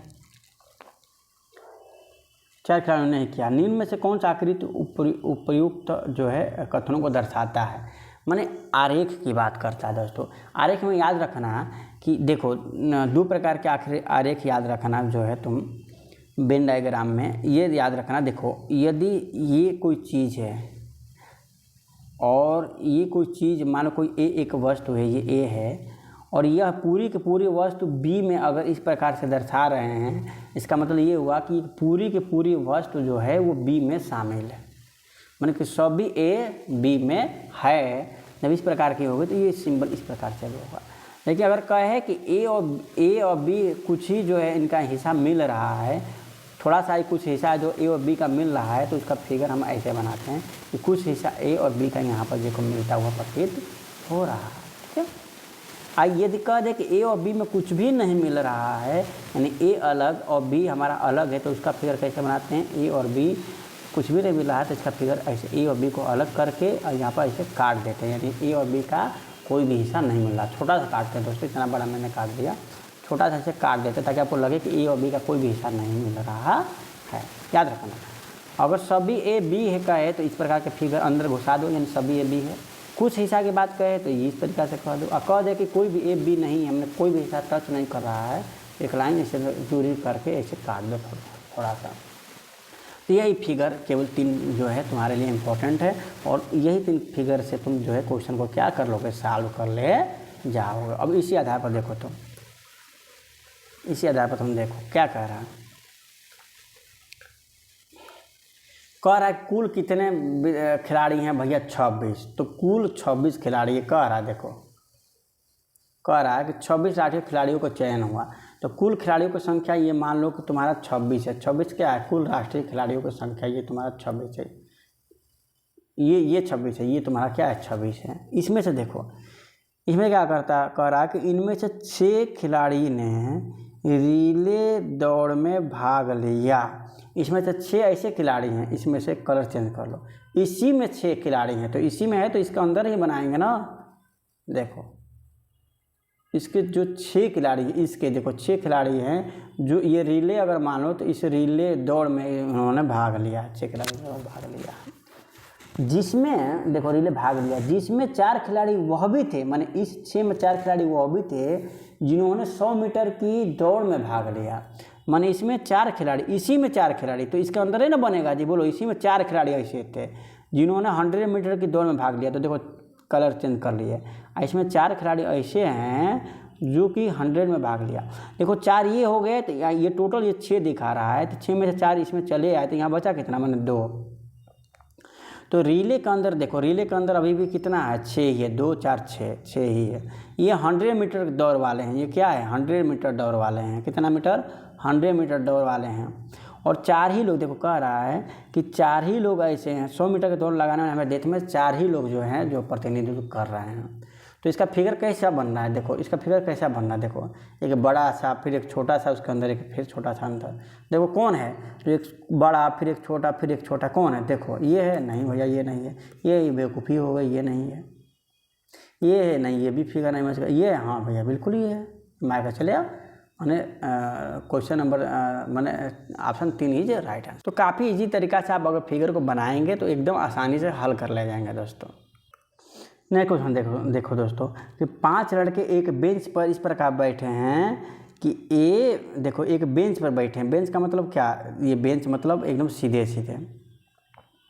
देखो आगे देखो, 5 लड़के एक बेंच पर बैठे हैं कि ए बी ई के मध्य में बैठा है, ये दाएं बाएं। देखो दोस्तों ये ऊपर नीचे देखने के बात नहीं कह रहा है, तो कभी ऊपर नीचे देखने के बात नहीं कहे तो आप ऊपर ही मानकर चलेंगे कि वो ऊपर ही देख रहे हैं, यानी हमारा बायां उसका बायां और हमारा दायां उनका दायां होगा। याद रखना, अगर दे देगा तो ठीक है उसका पालन करेंगे, नहीं देगा तो हम ऊपर की तरफ देख रहे मानेंगे। तो 5 लड़के एक बेंच पर इस प्रकार बैठे। देखो अब बेंच पर बैठाने के लिए मैंने बताया ना 2 चीज़ फिगर बना लो, एक फिगर ये एक फिगर ये। अब 2 लोग का सीट तो निश्चित ही रहता है। देखो एक यहाँ एक यहाँ एक यहाँ एक यहाँ। अब देखो 2 फिगर 2 बनाने से क्या होता है, आसानी रहता है। कहता 5 लड़के एक बेंच में इस प्रकार बैठे हैं कि ए जो है बी और ई के मध्य बैठा है। देखो ए को बैठा दो मध्य में, ए बैठा दो मध्य में, तो तुम्हारा बी कहाँ हो जाएगा, यहाँ हो जाएगा, और ई कहाँ हो जाएगा, तुम्हारा यहाँ हो जाएगा, या ए यहाँ, ई तुम्हारा यहाँ हो जाएगा और बी तुम्हारा यहाँ हो जाएगा। ये भी तो हो सकता है। देखो बी और ई में ए बैठा है, बी और ई के बीच ए बैठा है, चलो ये भी बात सही है। और देखो आगे कह रहा है कि ई जो है सी के दाईं ओर है। देखो यहाँ देखो ई जो है सी के दाईं ओर है। देखो अब बीच में तो तुम बैठा ही नहीं सकते, वो बीच में केवल ए ही बैठा है।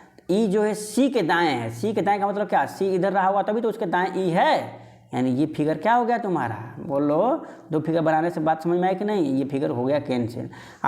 तुम ये फिगर बनाए हो तो देखो इसमें कैसे सेट कर ले जाओगे। देखो ई जो है सी के दाईं ओर बैठा है, ई बैठा है किसके, सी के दाएं, यानी जाहिर सी बात है कि सी कहीं इधर बैठा होगा।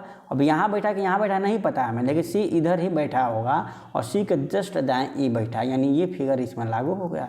ये फिगर लागू नहीं हुआ। 2 बनाने का फ़ायदा देख लिए। अगर तुम यही बनाए होते तो फिर इसको काटते, फिर शुरू से ही शुरुआत किए होते, इसीलिए मैं 2 फिगर बनवाता हूँ। देखो ई जो है सी के दाईं ओर बैठा, ये लागू हो गया। और जब और लगे ना, देखो जो लगे तो जस्ट पहले वाला, जब और लगे तो इधर वाला मानोगे। ई जो है सी के दाईं ओर, और कह दिया का मतलब इससे नहीं जोड़ा है, और का मतलब इससे जोड़ा है, इससे बगल वाले के। और यहाँ जो कहता फूक अभी पीछे वाले क्वेश्चन में था ना, तो जस्ट पास का मतलब समझना, पास वाले से रिलेट कर रहा है। और का मतलब माफ़ करना, मैंने दूसरी बात कह रहा है। अगर ये बी नहीं कहता ना तो मान लेते। चलो, और बी डी के बाईं ओर, मैंने दूसरा सेपरेट कर दिया दोस्तों, माफ़ करना, कि बी जो है डी के बाईं ओर है। ये बी जो है डी के बाईं ओर है का मतलब क्या, ये बी जो है ये बाईं है और डी तुम्हारा दायां, मैंने बी जो है डी के दाईं ओर है। मैंने ऐसे बैठाना है कि ये बी जो है डी के इधर बैठे। तो बताओ किधर बैठेगा, यही तो है, बोलो यहीं पर डी को बैठा दो। देखो तुम्हारा एकदम आसानी से बन गया कि नहीं बन गया दोस्तों, बन गया। और एग्जाम में डायरेक्ट 1 नंबर का मतलब तुम्हारा सिलेक्शन की तरफ यह निश्चित ही लेकर जाएगा। अब क्वेश्चन देखो, कह रहा है सबसे मध्य में कौन बैठा है, कौन बैठा है, एवा बैठा है भैया, सबसे मध्य में कौन बैठा है, ए बैठा है। ए को मार कर चले आओ और तुम्हें नंबर मिल जाएंगे। नेक्स्ट क्वेश्चन क्या कह रहा है दोस्तों, नेक्स्ट क्वेश्चन क्या कह रहा है दोस्तों, ध्यान से देखो। नेक्स्ट क्वेश्चन देखा कर रहा है, देखो ये भी सीरीज से क्वेश्चन है। और मैंने सीरीज से बताया ना कि जब प्लस कब लगाते हैं, जब कम डिफरेंस हो तो प्लस का रूल फॉलो करते हैं। प्लस और माइनस दोनों आपस में एक ही है, याद रखना। गुणा भाग, इसीलिए हम केवल प्लस और केवल गुणा की बात करेंगे तो समझ लेना भाग की बात कर रहे हैं। तो जब थोड़ा थोड़ा वृद्धि या कमी हो तो प्लस वाला रिलेशन मानते हैं, जब बहुत ज़्यादा वृद्धि होने लगे तो गुणा या भाग की बात समझ लेते हैं, गुणा की बात समझ लेते हैं। और जब बहुत ज़्यादा डिफरेंसेस आने लगे तो तुम स्क्वायर की बात मान लो या घन की बात मान लो, ठीक है। अब देखो यहाँ तो डायरेक्ट तुम्हें ये देखो 13 से 31 किसका जो है स्क्वायर है, किसका स्क्वायर नहीं है, 11 का घन है। तो तुम्हारा 11 का घन सीधे दे ही दिया तो ये सीधे 11 का घन मान लो। अब आगे देखो 100 किसका है, 10 का स्क्वायर है तो 10 का स्क्वायर देखो, लिखो, दिख तुरंत जो है तुम्हारे सामने ही दिख रहा है। याद रखना दोस्तों, एक चीज़ आपको बताते हैं, 1 से लेकर 30 तक कम से कम आपको वर्ग याद होना चाहिए और 1 से लेकर 20 तक कम से कम घन याद होना चाहिए। अगर इतना नहीं भी होता है तो 20 तक वर्ग आप अवश्य याद करके जाइएगा। सीरीज़ के क्वेश्चन चुटकियों में करेंगे और साथ ही साथ 1 से लेकर कम से कम 10 तक घन अवश्य याद करके लेके जाइएगा। माने 1 से लेकर 20 तक आप वर्ग याद रखिए और 1 से लेकर 10 तक घन, तो देखिए क्वेश्चन क्या हो जाएंगे आपके, ईजी हो जाएंगे। अब देखो 11 का घन है 1331, 10 का घन है तुम्हारा स्क्वायर है 729, किसका है 9 का जो है घन है 99 81 9 का 9, हाँ 729। 64 किसका है तो 8 का वर्ग है। देखो ध्यान से देखो 11 10 9 8, यानी जाहिर सी बात है 7 आएगा, 7 आएगा इसके बाद घटते हुए। और देखो पहले घन कर रहा है फिर स्क्वायर कर रहा है, घन कर रहा है स्क्वायर कर रहा है, फिर क्या करेगा घन करेगा, यानी विषम को घन कर रहा है तो घन कर दिया। और 7 का घन कितना होता है तुम्हें नहीं पता है, नहीं पता है तो याद रखो 343 होता है। अभी भी नहीं पता है तो 7 का 3 बार गुणा कर दो, 7 से 49 और 7 9 63 का 3 और देखो 7 से 49 में 7 से गुणा करो तो 7 9 63 का 3 हाथ में लगा 6 7 का 34 है 7 का 28 है 34 343 तुम्हारा क्या होगा राइट आंसर। चलो अब देखते हैं नेक्स्ट क्वेश्चन। देखो दोस्तों वेन डायग्राम से फिर क्वेश्चन आ गया कि दिए गए रेखाचित्र का ध्यानपूर्वक अध्ययन करें। कौन सी संख्याएं हैं जो कि एक ज्यामितीय चित्र में है, कौन सी संख्याएं हैं जो केवल एक ज्यामितीय चित्र में है। यानी देखो ध्यान से समझो, ये पूरे चतुर्भुज है, क्या है पूरे चतुर्भुज है, इस चतुर्भुज में एक गोला है। तो ध्यान से देखो ये गोला है, माफ़ करना ये वृत्त है, तो ये 6 जो है इस वृत्त में भी है और इस चतुर्भुज में भी है। और ये जो 8 है इस बड़े वाले में के भी अंडर में आ रहा है। देखो ये 8 जो है ये बड़े वाले के भी अंडर में आ रहा है और 8 जो है इसमें के भी अंडर में आ रहा है और 8 जो है इस सर्कल के भी अंडर में आ रहा है, यानी 3 के अंडर में आ रहा है। तीन जो है ज्यामिति के अंडर में आ रहा है। 7 किसके अंडर में आ रहा है दोस्तों, एक बड़ा वाला जो तुम्हारा क्या है आयत के अंडर में आ रहा है और एक जो है तुम्हारा वृत्त के अंडर में आ रहा है ना। और 3 किसके अंडर में आ रहा है दोस्तों, 3 तुम्हारा आ रहा है ये वर्ग है, वर्ग के अंडर में आ रहा है और ये आयत के अंडर में आ रहा है ना, 2 चीज़ के अंडर में आ रहा है। तो ये कह रहा है कि वो कौन सी संख्या है जो केवल एक ज्यामिति में हो, यानी या तो ये केवल वर्ग में हो जिसको स्क्वायर कहते हैं, या तो केवल वर्ग में हो, या तो केवल ये चतुर्भुज में हो, चतुर्भुज नहीं आयत में हो, या तो केवल वो सर्कल में हो। कौन है जो एक मतलब या तो सर्कल में हो, सर्कल बोले तो वृत्त में हो, कौन ऐसा है बोलो, कौन है जो एक में है। ध्यान से देखोगे तो पाओगे। देखो पहला देखो कलर कर रहे हैं तुम्हारे, ये पहले लो वर्ग, केवल वर्ग में केवल कौन आएगा जो इससे इससे मतलब आयत वृत्त के अंदर में कौन नहीं आ रहा है, तो 2 नहीं आ रहा है। तो इसी हिसाब से देखो 2 1 हो गया, तो इसको हम एक पेन से जो है कलर कर, 2 जो है केवल वर्ग में आ रहा है, तो केवल अकेले में 2 आ रहा है। और देखो, और ध्यान से देखो, अब इसको मिटा लेते हैं, नहीं तो थोड़ा सा कम समझ में आएगा। और देखो वैसे ही देखो 9 केवल किस में आ रहा है, देखो 9, ध्यान देखो ये 9 केवल किस में आ रहा है, 9 केवल किस में आ रहा है, 9 आ रहा है केवल तुम्हें आयत में, 9 किस में आ रहा है, केवल आयत में आ रहा है, तो ये तुम्हारा 9 हो गया। और 2 किस में आ रहा था, तुम्हारा वर्ग में आ रहा था, तो 2 को इसे वर्ग से रिलेट कर दो। और ध्यान से देखो 1 जो है केवल वृत्त में है, देखो ध्यान से 1 जो है ये केवल वृत्त में है, 1 जो है तुम्हारा केवल वृत्त में है, बाकी सब तो किसी ना किसी दूर से जुड़े हुए हैं, यानी 1 2 9 तुम्हारा राइट आंसर होगा, 1 2 9। ठीक है, काफ़ी इजी क्वेश्चन है दोस्तों, और ऐसे एग्जाम में देखने को मिलेंगे आपके। और आपने ध्यान दिया होगा कि पूरे के पूरे जो मैंने अभी आपको सिलेबस बताया उसी के अंडर, उसी चैप्टर के अंडर से क्वेश्चन आ रहा है और आएंगे भी, ये लिख लीजिए। हाँ दोस्तों, अब एसर्शन और रीजन से क्वेश्चन आ गया है दोस्तों, याद रखना। देखो अब क्वेश्चन देखो, फिर से बताते हैं। नीचे दिए गए हैं जिन्हें अभिकथन और रीजन जो है चिन्हित किया गया। देखो अभिकथन मैंने एसर्शन कह रहा है, पेट्रोल की आग को पानी छिड़क कर नहीं बुझाया जा सकता। पेट्रोल की आग को पानी छिड़क कर नहीं बुझाया जा सकता। और तर्क दिया है यानी क्योंकि यहाँ लगा दो, और देखो क्योंकि लगाने पर क्या ये फिट कर रहा है। तो पेट्रोल की आग को पानी छिड़क कर नहीं बुझाया जा सकता क्योंकि पानी का घनत्व पेट्रोल से अधिक होता है। तो ये क्वेश्चन क्या रहा, ये क्वेश्चन कैसी हो गई दोस्तों, ये क्वेश्चन थोड़ा ज्ञान के आधार पर हो गई कि क्या आपको पता है कि पानी का घनत्व पेट्रोल से कितना अधिक होता है या कम होता है। यदि इस प्रकार से पता हो तो इस क्वेश्चन को आप क्या करें, सही राइट मार्कर आएंगे। तो दोस्तों ये ज्ञान के आधार पर इस क्वेश्चन को आप लगाएंगे। ठीक है, पेट्रोल की आग को पानी छिड़कर नहीं बुझाया जा सकता, और पानी छिड़कर नहीं बुझाया जा सकता, चलिए ठीक है, पानी छिड़कर तो नहीं बुझाया जा सकता है, उसके लिए आता है। आगे कह रहा है कि क्योंकि पानी का घनत्व पेट्रोल से अधिक होता है, ये भी बात सही है। पानी का घनत्व जो भी होता है, यानी पानी का घनत्व आपको पता है 1000 लगभग किग्रा प्रति क्यूबिकल होता है, और पेट्रोल का जो है घनत्व होता है दोस्तों लगभग 700 से 800 के बीच जो है इसके घनत्व जो है किग्रा पर क्यूबिकल माना गया क्या होता है। तो यानी पानी का घनत्व ज़्यादा होता है, बात सही है, ये भी सही है, दोनों सही है। तो क्या इसीलिए नहीं सीखा जा सकता, तो इसका रीज़न क्या सही है। अगर आपको लगता है कि हाँ रीज़न सही है तो आपके दोनों तो आपका सही है, और रीज़न अगर सही है तो इसको आप मानेंगे कि हाँ व्याख्या भी सही करता है। रीज़न नहीं सही है तो आप इसको मानेंगे कि व्याख्या सही नहीं करता, लेकिन दोनों क्या है, सत्य है। चलिए दोस्तों नेक्स्ट क्वेश्चन देखते हैं। नेक्स्ट क्वेश्चन क्या कहता है, ये क्वेश्चन है दोस्तों क्या कि 3 कथनों के बाद 2 निष्कर्ष फर्स्ट और सेकंड दिए गए हैं। दिए कथनों को सत्य मानते हुए ज्ञात कीजिए कि कौन सा निष्कर्ष निश्चित रूप से सत्य है। यानी दोस्तों ये क्वेश्चन है इनइक्वालिटी का, क्या है, इनइक्वालिटी का क्वेश्चन है, इनइक्वालिटी का ये क्या है, क्वेश्चन है, इनइक्वालिटी का क्वेश्चन है। और काफ़ी इजी क्वेश्चन होते हैं दोस्तों। इसके एक हम तरीका बता दे रहे हैं और आप उस तरीका को फॉलो करिएगा, तुरंत आपको उत्तर देखने को मिलेगा।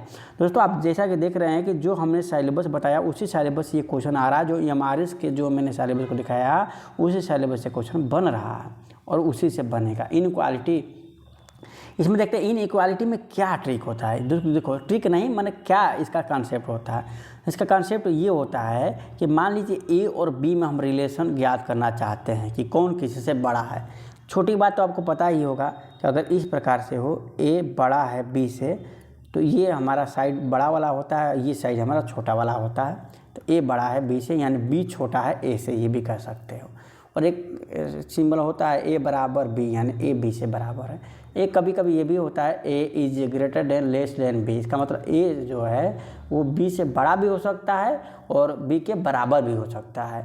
तो ऐसे क्वेश्चन को हम बराबर मान के हल करते हैं, लेकिन याद रखिएगा A बड़ा भी हो सकता है B के बराबर, माने A जो है B के बराबर भी हो सकता है और बड़ा भी हो सकता है। इसका मतलब ये होता है। और हम ऐसे क्वेश्चन को बराबर मान कर हल करते हैं, ठीक है ना, जहाँ पर दोनों सिंबल आ जाए वहाँ बराबर मान कर हल करते हैं। क्या हमें याद रखना है, जो है नोट ये याद रखिएगा कि हम ए और बी में तभी रिलेशन निकाल सकते हैं। ये नोट करना यार, ये नोट करने वाली बात है। ए और बी में हम कभी तभी रिलेशन लगा सकते हैं जब इसके और इसके बीच में जो रिलेशन हो वो किसी एक ही दिशा के तरफ हो। कहने का मतलब मान लो ए और बी के बीच में कोई अदर पर्सन आ गया, वो पर्सन क्या है, वो ई है, वो पर्सन एफ है, वो पर्सन जी है। तो हम ए और बी में रिलेशन तभी निकालेंगे जब हमारा ये जो सिंबल है वो एक दिशीय हो। ये नोट कर लो अपने कॉपी में, एक दिशीय जब होगा तभी रिलेशन निकाल पाएंगे। माने ए और बी में तभी हम संबंध बता पाएंगे जब एक दिशी हो। देखो ध्यान से, ये greater than greater than greater than greater than एक दिशी है, इसीलिए हमने ए और बी के बीच में रिलेशन निकाल सकते हैं कि चूँकि ए जो है बड़ा है ई से, ई बड़ा है ई अब से, मतलब एक दिशा की तरफ जा रहा है, बड़ा वाला सिंबल है, यानी ए बड़ा होगा किससे, बी से। उल्टा बी छोटा होगा किससे, ए से। क्यों हमने रिलेशन निकाला, क्योंकि एक दिशा में हमारा जो है सिंबल जा रहा था। इसके अपोजिट हम कह दे ए और बी में हमें रिलेशन निकालना है, ठीक है, ए और बी में हमें क्या निकालना है, रिलेशन निकालना है। लेकिन इसके बीच में 3-4 अवयव और हैं, लेकिन 3-4 अवयव और हैं, कोई भी अवयव हो सकते हैं, लेकिन सिंबल तुम्हारा देखो ए इज ग्रेटर देन मान लो ई दे दिया है, ये इज ग्रेटर देन जो है तुम्हारा सी दे दिया है, और ई लेस देन जेड दे दिया है, और यहाँ फिर ग्रेटर देन बी दे दिया है। तो फिर तुम देखोगे ए और बी में तुम्हें रिलेशन निकालना है, तो हमने क्या बताया, एक दिशीय रिलेशन होना चाहिए। देखो यहाँ पर रिलेशन ग्रेटर है, यहाँ पर क्या ग्रेटर के जगह पर जो है लेस आ गया, यानी दिशा तुम्हारा चेंज हो गया। कोई भी एक भी जगह अगर दिशा चेंज हो जाए, एक ही सिद्ध में एक दिशीय न हो, तो वहाँ पर हम ए और बी के बीच में हम रिलेशन को डिटरमाइन नहीं कर सकते हैं, यानी can't determine the relation between A and B. बात याद रखना। और एक बात और, मान लो कि ए और बी के बीच हमें रिलेशन निकालना है, ठीक है, और इसके बीच में कई सारा सिंबल दिया, जैसे ए इज ग्रेटर देन बी माफ़ करना, बी के बीच में तो हमें निकालना ही था, इसको सी मान लो, A is greater than C, is greater than D, is greater than equal to B, इस प्रकार से आ जाए तब क्या करेंगे। तो पहले तुम ध्यान से देखो, वही बात ध्यान से सुनो। ए से देखो शुरू करो, एक दिशा की तरफ आ रहा है, हाँ ग्रेटर देन, यहाँ भी ग्रेटर देन है। इक्वल आ जाए तो इक्वल में आपको टेंशन नहीं लेना है, इक्वल में आप इक्वल ही मानते हैं, इसलिए इक्वल को आप नज़रअंदाज रखेंगे। इक्वल को आप क्या मानेंगे, बराबर ही रखेंगे। आपको सिंबल केवल ये वाला देखना है कि ये वाला एक दिशा में आ रहा है कि नहीं। अगर एक दिशा में आ रहा है तो आप रिलेशन को आसानी से बता देंगे। और कहीं भी बीच में इधर आ गया तो आप अगर मान लीजिए कि इस सिंबल में ये बीच में ये वाला आ गया है, तो आप इधर के रिलेशन को बता सकते हैं आपस में, और इधर के रिलेशन को आपस में बता सकते हैं। लेकिन इस साइड से इस साइड में किसी के भी बीच में रिलेशन अगर पूछेगा तो कांट डिटरमाइंड आप लिखेंगे, यानी हम नहीं निकाल सकते हैं। बात समझ में आ रही हो दोस्तों? अगर बात समझ में आ रही होगी तो मज़े से क्वेश्चन को सॉल्व करिए। लाइक करने की कोई ज़रूरत नहीं है, नहीं चैनल को सब्सक्राइब करने की ज़रूरत है। हाँ, एग्ज़ाम में जाइए, यदि आपको लगता है कि आपको फ़ायदा हुआ है तो फिर वापस आकर इस चैनल को सब्सक्राइब और साथ ही साथ लाइक करके ही जाएँ। चलिए दोस्तों, और एक बात बता दे रहे हैं। मान लीजिए ए और बी के बीच रिलेशन निकालना है, और दे दिया कि ए बड़ा है बी से, और बी नहीं सी से, और सी बड़ा और छोटा है जो है डी से, और डी बराबर है ई से, और ई बड़ा है और बराबर है तुम्हारा बी से, और कह दे ए और बी के बीच रिलेशन निकालो। तो तुम ध्यान से देखो, ए बड़ा है सी से, चलो भाई एक दिशा ये बराबर कह रहा है ना, तो इन दोनों को एक ही मान लो, इन दोनों को क्या मान, एक ही ब्रिज मान लो। तो अभी भी देखो ग्रेटर देन, ये जो बराबर कह दे तो इस बी को तुम पास भी मान सकते हो, यहाँ भी मान सकते हो, यानी यहाँ भी ग्रेटर देन ही है, यानी ए तुम्हारा बड़ा है किस से, बी से। यहाँ पर तुम्हारा रिलेशन आसानी से निकल जाएगा, यानी इक्वल है ना, तो वहाँ पर और खुश हो जाओ।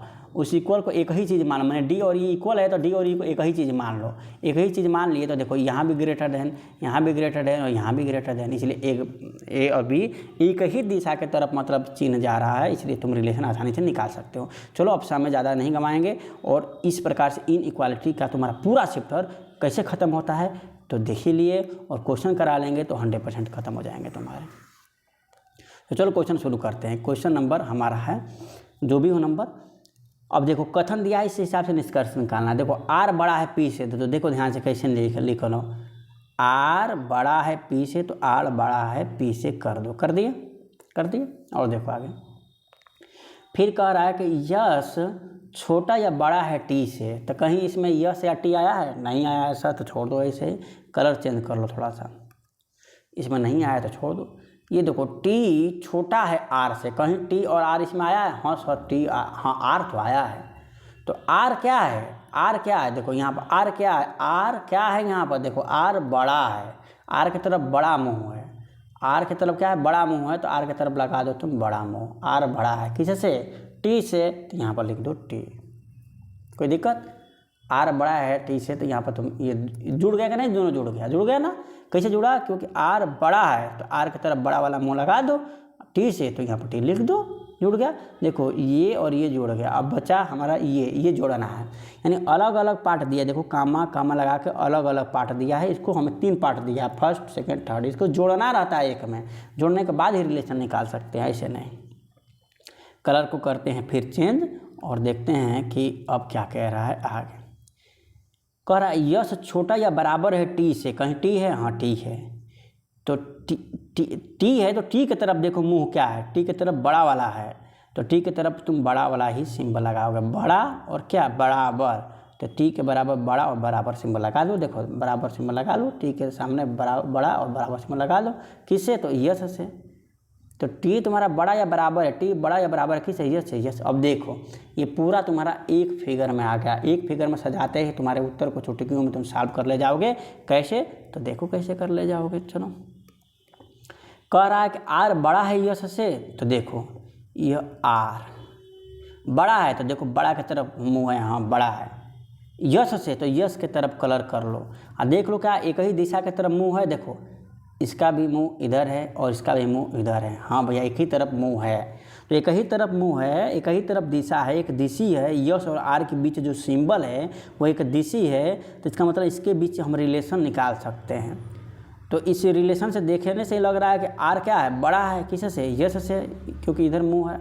तो आर बड़ा है यश से, तो आर की तरफ बड़ा वाला मुंह, हाँ आर बड़ा है यश से, हाँ ये वाला क्या होगा तुम्हारा? सही हो गया। अब आगे देखो पी छोटा है टी से, देखो पी को, अब देखो कलर को चेंज करो, अब तुम ढूंढो पी, तो पी को इस तरीक़ा से कलर कर दिए कह रहा है पी और टी कह रहा था, टी की तरफ तुम कलर कर दो। चलो कर दिए कलर, यानी पी और टी को ध्यान देखो। पहली बात छोटा है बड़ा ये मत देखो, पहले देखो क्या पी और टी के बीच सिंबल एक ही तरफ है। देखो इधर छोटा सिंबल हो गया और इधर बड़ा हो गया, यानी यहाँ पर सिंबल क्या हो गया? कन्वर्ट हो गया, यानी सिंबल एक ही तरफ दिशी नहीं है, तो इसके बीच हम संबंध नहीं निकाल सकते, यानी इसके बीच हम संबंध नहीं निकाल सकते हैं। यानी कथन 1 इज राइट, माने पहला कथन सही है, दूसरा कथन क्या है? गलत है। देखते हैं दोस्तों इस आधार से पूरा इन इक्वालिटी के क्वेश्चन आप सरल जो है चुटकियों में कर ले जाएंगे और एग्जाम में क्वेश्चन आएगा। अरे आएगा क्या? आया ही है और आएगा भी। चलो नेक्स्ट क्वेश्चन देखते हैं। देखो दोस्तों फिर आ गया एसर्शन और रीजन से क्वेश्चन, और जो कि आपको बताया गया एसर्शन रीजन। इस क्वेश्चन को आप सॉल्व करिए और कमेंट बॉक्स में इसके उत्तर को भेजिए। देखिए ऐसे क्या कर रहा है, रोशनदान जो होता है छत के पास बनाया जाता है, मैंने तो जो है रूफ के नियर बनाया जाता है रोशनदार। तो देखो आप अपने घर में क्या रोशनदार छत के पास बनाया जाता है? तो हाँ छत के पास बनाया जाता है। रोशनदार छत के पास बनाया जाता है, क्यों बनाया जाता है? ताकि वहाँ से हमारा प्रकाश आसानी से क्या है? आसानी से क्या करे? प्रवेश करे। फिर आगे कह रहा है कि चालन मतलब अब इसके इंग्लिश वर्जन को भी देखिएगा दोस्तों, इसके इंग्लिश वर्जन चालन को जो है कंडक्शन दिया है। जो कंडक्शन जो होता है वो रूफ के पास जो होता है, छत के पास जो कंडक्शन होता है वो अधिक अच्छा होता है। अब आप बताएं क्या छत के पास कंडक्शन अच्छा होता है? यदि आपको लगता हो कि हाँ अच्छा होता है तो उस हिसाब से आप क्या करेंगे कि दोनों ए और आर जो है सही है और आर ए का सही व्याख्या करता है। देखिए दोस्तों अगर रोशनदार को अगर प्रकाश के लिए हम मानते हैं कि प्रकाश के लिए जो है रोशनदार जो है आ रहा है, लाइट आ रहा है, उसमें प्रवेश कर रहा है, तो ऊपर इसलिए बनाते हैं ताकि जो हमारे आसपास के अगर घर भी होंगे तो उससे ढका हुआ रहता है और सूर्य की रोशनी ऊपर से आता है। और अगर ज़्यादा हम नीचे बनाएंगे तो रोशनी दो कारण हो सकता है। एक तो ज़्यादा नीचे बनाएंगे तो भाई रोशनी जो है आएगा ही नहीं अंदर, यानी कंडक्शन बढ़िया से नहीं हो पाएगा। ऊपर बनाएंगे तो कंडक्शन थोड़ा आसानी से काफ़ी अच्छा हो जाएगा, यानी आसानी से हमारा जो है प्रकाश, सूर्य का प्रकाश जो है चला आएगा। तो एक रीज़न ये भी हो सकता है। दूसरा, नीचे बनाने से दोस्तों काफ़ी नुकसानदायक भी है कि कोई भी रोशनदार बनाए, नीचे बनाए हैं तो कुछ बाहरी जानवर छोटे जो होते हैं वो भी आपके अंदर इंटर कर सकते हैं, या कोई भी आपको बाहर से जो है अदर पर्सन आपको आप घर के अंदर जो है देख सकता है। कई रीजन्स होते हैं दोस्तों, लेकिन यहाँ जब रोशनदार के मायने में कहा है तो क्या उसके पास अच्छा, तो अगर तर्क देखा जाए कि बाहर की तरफ अगर बने हो तो हमारा लाइट का कंडक्शन जो होता है वो अच्छे से माने आसानी से हो जाता है। तो इस हिसाब से तो ये तर्क सही है। इस हिसाब से आपका उत्तर क्या हो जाएगा? अगर यह तर्क सही है तो तर्क सही है तो आपका उत्तर ये हो जाएगा, तर्क नहीं सही है तो आपका उत्तर ये सही हो जाएगा। बस समझ में आएगा नहीं आया? चलिए दोस्तों देखते हैं नेक्स्ट क्वेश्चन क्या कहता है। फिर वेन आरेख से दोस्तों क्वेश्चन, वेन आरेख जो कि आपके सिलेबस में है, फिर ये वेन आरेख से क्वेश्चन है और हमें विश्वास है आप इस क्वेश्चन को सॉल्व करेंगे। और देखिए थोड़ा सा आपको समझा दे रहे हैं इसके बारे में कि क्या कह रहा है। देखिए कह रहा है कि अंग्रेजी जानने वाले व्यक्ति कितने हैं। ये टोटल है अंग्रेजी जानने वाले व्यक्ति, माने कुल अंग्रेजी बोलने वाले कितने हैं? 1 2 3 7 10 और 6 16 अंग्रेजी बोलने वाले लोग हैं, ठीक है ना। अंग्रेजी बोलने वाले लोग कितने हैं? 16 है। देखो 3 7 10 16। खिलाड़ी व्यक्ति कितने हैं? तो देखो 3, देखो ये सर्कल में जितने भी हैं कितने हैं लोग? देखो 3 7 10 और 2 4 16 लोग जो है क्या है, खिलाड़ी व्यक्ति भी है। सिपाही कितने हैं? देखो ध्यान से, सिपाही ये टोटल सिपाही है सर्कल वाला, 5 से 11 11 7 18 4 22 लोग जो है जो सिपाही हैं, ठीक है दोस्तों। तो कह रहा है कि नीचे दिए गए रेखा चित्र माने वेन रेखा चित्र के साधारण पर अध्ययन कीजिए। उन खिलाड़ी व्यक्तियों की संख्या पहचानिए जो अंग्रेजी नहीं जानते और न ही सिपाही हैं। तो काफ़ी आसानी है कि न ही अंग्रेजी जानते हैं और ना ही सिपाही हैं। ऐसे खिलाड़ी कितने हैं? यानी जो न सिपाही हो और ना अंग्रेजी जानते हो ना, यानी ये भी पार्ट नहीं होना चाहिए। ऐसे कितने खिलाड़ी व्यक्ति हैं कि जो ना अंग्रेजी बोलना जान रहे हो और ना ही क्या हो, सिपाही हो, यानी ये वाला सिपाही का पार्ट काट दिया इसका हिस्सा और ये अंग्रेजी बोलने वाला का हिस्सा काट दिया। बचा कितना? 3 बचा। डायरेक्ट आप उत्तर इसे मार कर चलने आएंगे। देखो उन खिलाड़ी व्यक्तियों की संख्या पहचानिए जो अंग्रेजी नहीं जानते हों और न ही सिपाही हैं। माने ऐसे खिलाड़ी की संख्या ज्ञात करना है जो कि न कि अंग्रेजी जानते हो, यानी इस वाले पार्ट में ना हो, अंग्रेजी भी ना जानते हो यानी ये वाले पार्ट के अंदर में ना हो, और न ही सिपाही हो यानी ये वाले पार्ट के अंदर ना हो। तो कितने हैं? 3 हैं। 3 ऐसे व्यक्ति है तो 3 मार्क आप चलेंगे। चलिए नेक्स्ट क्वेश्चन देखते हैं। देखिए कह रहा है खिलाड़ियों के एक समूह में 30 खिलाड़ी हॉकी, 20 खिलाड़ी फुटबॉल और 10 खिलाड़ी दोनों खेल खेलते हैं। समूह में कुल कितने खिलाड़ी हैं? देखो ऐसे क्वेश्चन को कैसे हम सॉल्व करते हैं। कह रहा है कि 30 खिलाड़ी जो है हॉकी खेलते हैं। हॉकी देखो हॉकी कितने खेल रहे हैं? 30 खिलाड़ी जो है हॉकी खेल रहे हैं, एज कर दो। और 20 खिलाड़ी फुटबॉल और 10 खिलाड़ी दोनों खेल रहे हैं। देखो 20 ठे जो है फुटबॉल खेल रहे हैं। देखो 20 ठे फुटबॉल खेल रहे हैं, ठीक है। और 10 जो है दोनों खेलते हैं। 10 दोनों का मतलब क्या? हॉकी प्लस फुटबॉल, 10 ठे दोनों खेलते हैं। तो समूह में कुल कितने खिलाड़ी हैं? तो इस प्रकार से देखो ऐसे फिगर बनाओ। ये हॉकी की संख्या कितनी है? कुल हॉकी की संख्या कितनी है? 30 है तो 30 कर दो। कुल फुटबॉल की संख्या 20 है। कुछ हॉकी और फुटबॉल दोनों खेलते हैं। कितने हॉकी फुटबॉल दोनों खेलते हैं? 10, माफ़ करना 10 खेलते हैं हॉकी फुटबॉल दोनों। तो ये तुम्हारा हॉकी हो गया जो 30 है, और ये तुम्हारा फुटबॉल हो गया जो कि कितना है? 20 है। फुटबॉल हो गया जो 20 है। तो हॉकी और फुटबॉल दोनों खेलने वालों की संख्या कितनी है? हॉकी फुटबॉल दोनों खेलने वालों की संख्या 10 है। तो इसमें 10 भर दो, क्योंकि हॉकी और फुटबॉल दोनों ये दो मिश्रण है। और फुटबॉल इतने खेलते हैं, हॉकी इतने खेलते हैं। अब देखो अब इस हॉकी 30 खेलते हैं, इस हॉकी में से देखो ये भी हॉकी में 10 आ जा रहा है और ये 10 फुटबॉल में भी आ जा रहा है। ये कह रहा है कि टोटल 30 जो है हॉकी खेलते हैं। टोटल कितने? 30 में से 10 इधर हो ही गया, तो बचा कितना? 20 इधर होंगे जो केवल हॉकी खेल रहे होंगे। 30 थे तो इसमें आ गए, इसके हॉकी वाला 30, इसमें देखो इस सर्कल में आ गया कि नहीं? 10। अब बचा कितना? 20। तो 20 ऐसे होंगे जो केवल हॉकी खेल रहे होंगे, क्योंकि केवल हॉकी में केवल है ये। सेम टू सेम ऐसे ही देखो। अगर 10 देखो हॉकी और फुटबॉल दोनों खेलने वाले 10 हैं तो 10 तुम भर दिया, टोटल 30 हॉकी वाले हैं तो ये तो 10 इसी में आ गया, तो यानी 20 इधर रहा होगा। और ये टोटल कितना है 20 है, तो इधर कितना रहा होगा 10 रहा होगा, तभी ना। देखो 20 में से 10 घटाओगे 10, क्योंकि 10 इधर कवर हो गया है। तो कह रहा है कि कुल कितने खिलाड़ी थे, माने ऐसे माने कुल खिलाड़ियों की संख्या कितनी थी। तो 20 ऐसे खिलाड़ी हैं जो केवल हॉकी खेलते हैं, 10 ऐसे खिलाड़ी हैं जो केवल फुटबॉल खेलते हैं, और 10 ऐसे खिलाड़ी हैं जो दोनों खेलते हैं। तो कुल कितने हो गए 20, 10, 30, 10, 40 हो गए टोटल, यानी 40, यानी आंसर 40, यानी 3 तुम्हारा ऑप्शन क्या है एकदम बिल्कुल सही। अब चलो नेक्स्ट क्वेश्चन देखते हैं। देखो दोस्तों फिर डायरेक्शन से क्वेश्चन आ गया कि एक साइकिल सवार 40 किलोमीटर उत्तर की ओर चला। आपको हमने बताया है कि उत्तर का मतलब ऊपर, तो 40 किलोमीटर ऊपर की ओर चला, तो चलो 40 किलोमीटर ऊपर की ओर चला दो। थोड़ा ऊपर नीचे हो रहा है तो उसको समझ जाओ, 40 किलोमीटर ऊपर की ओर, ठीक है, 40 किलोमीटर ऊपर की ओर। और फिर पूरब की ओर, देखो दोस्तों याद रखना डायरेक्शन में पूरब की ओर कह रहा है, पूरब की ओर कह रहा है तो यानी किधर पूरब होगा था राइट, पूरब। फिर पूरब की ओर का मतलब यहाँ से पूरब की ओर 50 किलोमीटर चला, तो यहाँ से लेके 50 किलोमीटर पूरब की ओर तुम देख लो। उसके बाद दाईं ओर मुड़ा। याद रखना कि दायां का मतलब होता है, कभी भी दायां मुड़ने के कहे तो तुम क्लॉक वाइज, घड़ी के क्लॉक वाइज घूमना। कितना, घड़ी के क्लॉक वाइज, यानी घड़ी जिधर घूमती है, घड़ी किधर घूमती है इधर, इस तरीक़ा से घुमाना। कभी भी बायां जब कहे घूमने के लिए, बायां कभी भी घूमने के लिए कहे तो तुम एंटी क्लॉकवाइज घुमाना। क्या, एंटी क्लॉकवाइज। एंटी क्लॉकवाइज का मतलब इस तरीक़ा से घुमाना, यानी मान लो कि तुम इधर जा रहे हो और दायां कह दिया, दायां मैंने क्लॉकवाइज, तो यहाँ रुक जाओ। और क्लॉकवाइज मैंने घड़ी इधर घूमती है तुम्हारी, या घड़ी तुम्हारी इधर घूमती है, तो घड़ी तुम्हारी इधर घूमती है, तो दायां मैंने क्लॉकवाइज, इसका मतलब इधर जस्ट 90 डिग्री ही घुमाओगे, लेकिन इधर घुमाओगे, इधर का मतलब नीचे कर दोगे, ठीक है। जैसे मान लो तुम इधर जा रहे हो और कह दिया कि दाएं घूमना है, तो यहाँ रुक जाओ। और दायां का मतलब यहाँ पर रुकने के बाद तुम ये सोचो कि दायां मैंने क्या स्वर बताए थे, क्लॉक बताए थे। तो घड़ी अगर घूमनी है क्लॉक, तो यहाँ से घड़ी घुमाना है तुम्हें, या तो घड़ी तुम इधर घुमा सकते हो या तो घड़ी को तुम इधर घुमा सकते हो।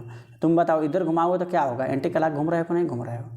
क्लॉक कब होगा, जब इधर की तरफ घूमोगे, यानी तुम उसको किधर की वस्तु की ओर, वस्तु को किधर घुमा दोगे, तुम ऊपर की तरफ यहाँ से घुमा दोगे, तभी तो क्लॉक होगा। अगर दाहिना कहेगा तो, अब बायां कहता तो एंटी क्लॉक किधर होगा, इधर होगा, तो इधर घुमा दो, लेकिन 90 डिग्री घुमाया जाता है, ठीक है दोस्तों। ये बात, ये कॉन्सेप्ट हमेशा तुम याद रखना कि कभी भी दाएं घूमने के लिए कहे तो घड़ी किधर घूम रही है चेक कर लो, क्लॉकवाइज घुमा दो।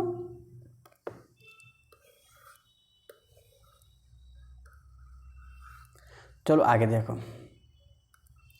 कह रहा है कि 40 किलोमीटर ऊपर गया, फिर जो है पूरब की ओर 50 किलोमीटर गया, उसके बाद दाईं ओर मुड़कर 30 किलोमीटर चला। 30 किलोमीटर मतलब क्या, थोड़ा सा इससे कम। तो कलर का पेन का कलर चेंज कर लेते हैं, और 30 किलोमीटर दाहिने घुमा। दाहिने घूमने का मतलब क्या, इधर चल रहा था तो दाहिने का मतलब क्लॉक वाइज का मतलब क्या, इधर चलोगे तो घड़ी के उल्टा दिशा हो जाएगा, इधर चलोगे तो क्लॉक हो जाएगा, यानी नीचे की तरफ। तुम कितना 30 किलोमीटर कह रहा है, तो 30 किलोमीटर तुम नीचे की तरफ चला दिए। इसे थोड़ा सा छोटा ही रखें, क्योंकि 40 है, ये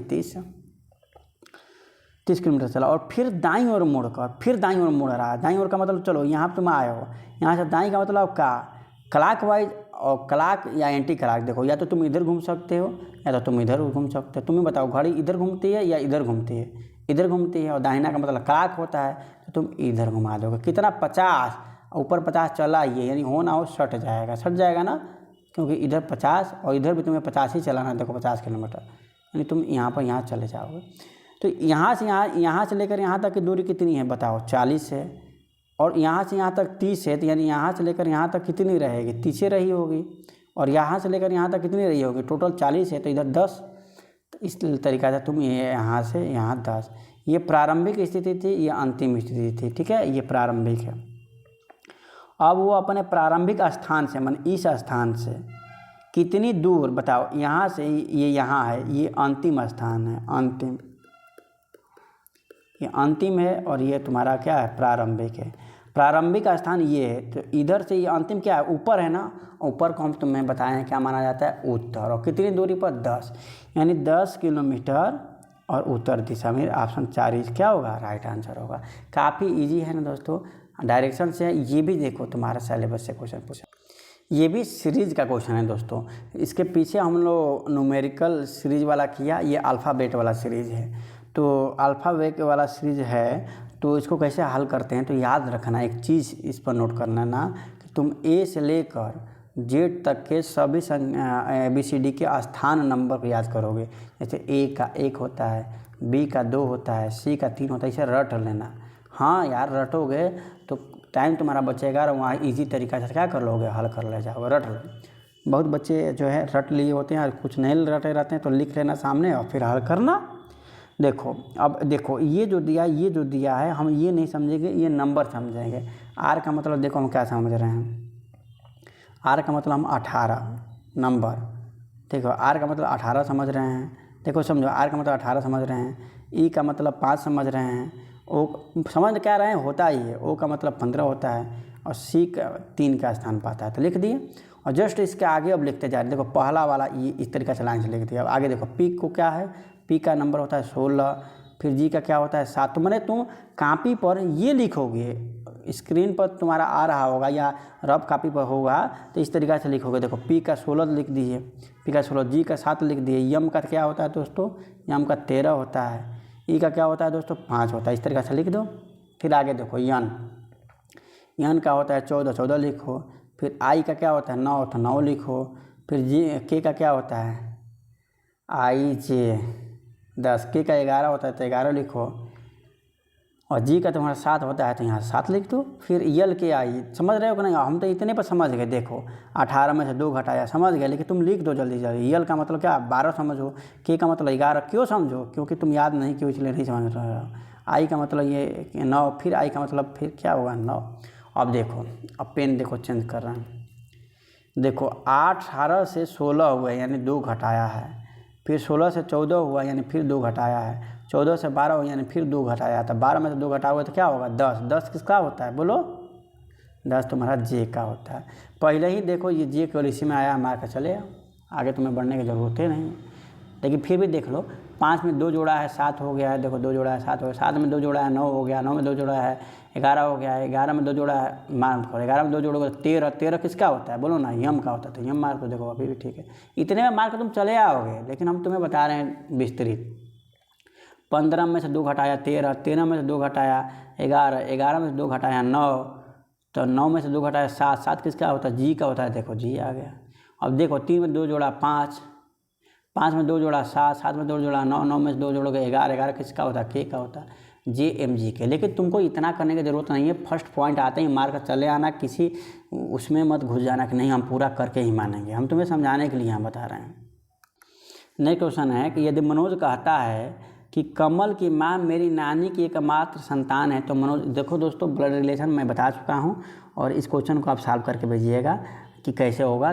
जैसे खाका मैं खींच दे रहा हूँ, देखो मनोज कहता है कमल की माँ, देखो कमल की माँ कह रहा है ना, तो यहाँ के से मान लो कमल, कमल की माँ कह रहा है, तो कमल लड़का है कि लड़की हमें नहीं पता है, तो कमल की माँ कह रहा है, यानी एक स्टेज ऊपर हो गई माँ, एक पीढ़ी ऊपर हो गया माँ है, इसलिए तुम ऐसे बना दो, माँ होंगे माँ। मेरी नानी की, देखो मेरी नानी की क्या, यदि मनोज कहता है कि कमल की माँ मेरी नानी की एकमात्र संतान है, यानी कमल की माँ मेरी नानी की मतलब किसकी, मनोज की, तो यहाँ पर मनोज है। मनोज की नानी अगर बनाना है, मनोज एक लड़का है, मनोज की नानी बनाना है, तो नानी बनाने के लिए पहले एक माँ बनाना होगा, क्या बनाना होगा, एक माँ बनाना होगा, माँ बन गई। और इसकी नानी का मतलब क्या, माँ की माँ, यानी इनकी भी एक माँ ये बन गई, ये है नानी, ये क्या है नानी। देखो कमल की माँ, इस कमल की माँ, मेरी नानी कहा यानी मनोज, तो मनोज की नानी बनाओ, तो मनोज की माँ इसकी नानी हो गई, मेरी नानी की एकमात्र संतान है, कौन, कमल की माँ जो है वो मेरी नानी की एकमात्र संतान है, माने इसका एकमात्र संतान कौन है, इसका एकमात्र संतान, माने एकमात्र संतान कौन है, ये है, ये इस कमल की माँ है, एकमात्र संतान है। एकमात्र संतान माने एक ही संतान है, और इस संतानवा है कितना, यहाँ पर एक ही है, यानी माँ कहाँ बैठ जाएगी, यहाँ पर बैठ जाएगी, माँ यहाँ बैठ जाएगी। और कमल क्या हो जाएगी अब बताओ, इसकी तो एकमात्र संतान हो गई, और वो संतान कौन, माँ है, तो माँ को यहाँ बैठा दिए। और इसकी एक बिटिया भी है, कौन है, कमल। कमल को मान लो कि बिटिया है, कमल बिटिया है, तो इसकी बिटिया यानी इसकी क्या होगी, कमल क्या होगी, बहन होगी। अगर कमल लड़का होगा तो इसका क्या होगा, भाई होगा। ठीक है, तो देखो क्या कह रहा है, कह रहा तो मनोज कमल से किस तरीक़ा से, कमल से मनोज क्या लगेगा, बोलो भाई ना लगेगा, बोलो यार भाई लगेगा। तीसरा ऑप्शन हमारा उत्तर सही है तुम्हारा। फिर इसका नंबरिंग करके दोस्तों इसको सॉल्व करके कमेंट सेक्शन में इसके सारे उत्तर को भेजना। सेम टू सेम इस क्वेश्चन को मैंने क्या कर दिया, बता दिया। चलो देखते हैं नेक्स्ट क्वेश्चन क्या कहता है। नेक्स्ट क्वेश्चन फिर इनइक्वालिटी का आ गया ना, इनइक्वालिटी का। चलो ये इंग्लिश वर्जन है, आपके हिंदी वर्जन को मैं दिखाता हूँ। इनइक्वालिटी मैंने आपको बताया, ये तीनों को पहले एक में करो, बताया। तो देखो किसी एक को उठा लो, एक उठा लिया तुम, P बड़ा है यम से, P बड़ा है यम से उठा लिया तुमने। अब देखो P यम, क्या इसमें P यम कोई भी एक आ रहा है, हाँ सर K और P आ रहा है। तो P आ रहा है तो P को ढूंढ लिए, हाँ P बराबर है K के, तो यहाँ बराबर कर दो, यहाँ K कर दो, जोड़ दिया तुमने। एक पेन फिर चेंज कर लो। बराबर का मतलब क्या, ये दोनों एक ही है, याद रखना। बराबर का मतलब ये हुआ कि K भी P है, P ही K है। ठीक है, अब आगे देखो, R बड़ा है K, आर K, कहीं K दिख रहा है चाहे R दिख रहा है, हाँ K दिख रहा है। तो K की तरफ क्या है, छोटा मुंह है, छोटा मुंह, तो K की तरफ छोटा मुंह बना दो। और इक्वल है तो इक्वल बना दो, क्या बच्चा R, तो R बना दो। दोस्तों अब इस प्रकार से हमने आपको टोटल 20 क्वेश्चंस जो थे आपके PGT के, जो कि NVS में आए हुए थे, सेम टू सेम इसी पैटर्न पर, और ऐसा ही आपको EMRS PGT में और TGT में देखने को मिलेंगे। अंतर ये है कि PGT में 20 क्वेश्चन को देखने को मिलेंगे और TGT में 10 क्वेश्चन, और इसी आधार पर मिलेंगे दोस्तों। और मुझे विश्वास है कि यदि इस आधार पर एक प्रैक्टिस आपने कर लिया और ऐसे ही एग्ज़ाम में जाएंगे तो निश्चित ही आप इसी आधार पर क्वेश्चन को सॉल्व कर ले जाएंगे। चलिए दोस्तों, तो आपके एग्ज़ाम के लिए MRS PGT TGT एग्ज़ाम के लिए आपको हमारे तरफ से बेस्ट ऑफ लक, और हमें पूरा उम्मीद है कि यदि आपने इस वीडियो को पूरा देखा होगा तो निश्चित ही आपको यहाँ से लाभ मिलेगा। चलिए दोस्तों, धन्यवाद, जय हिंद।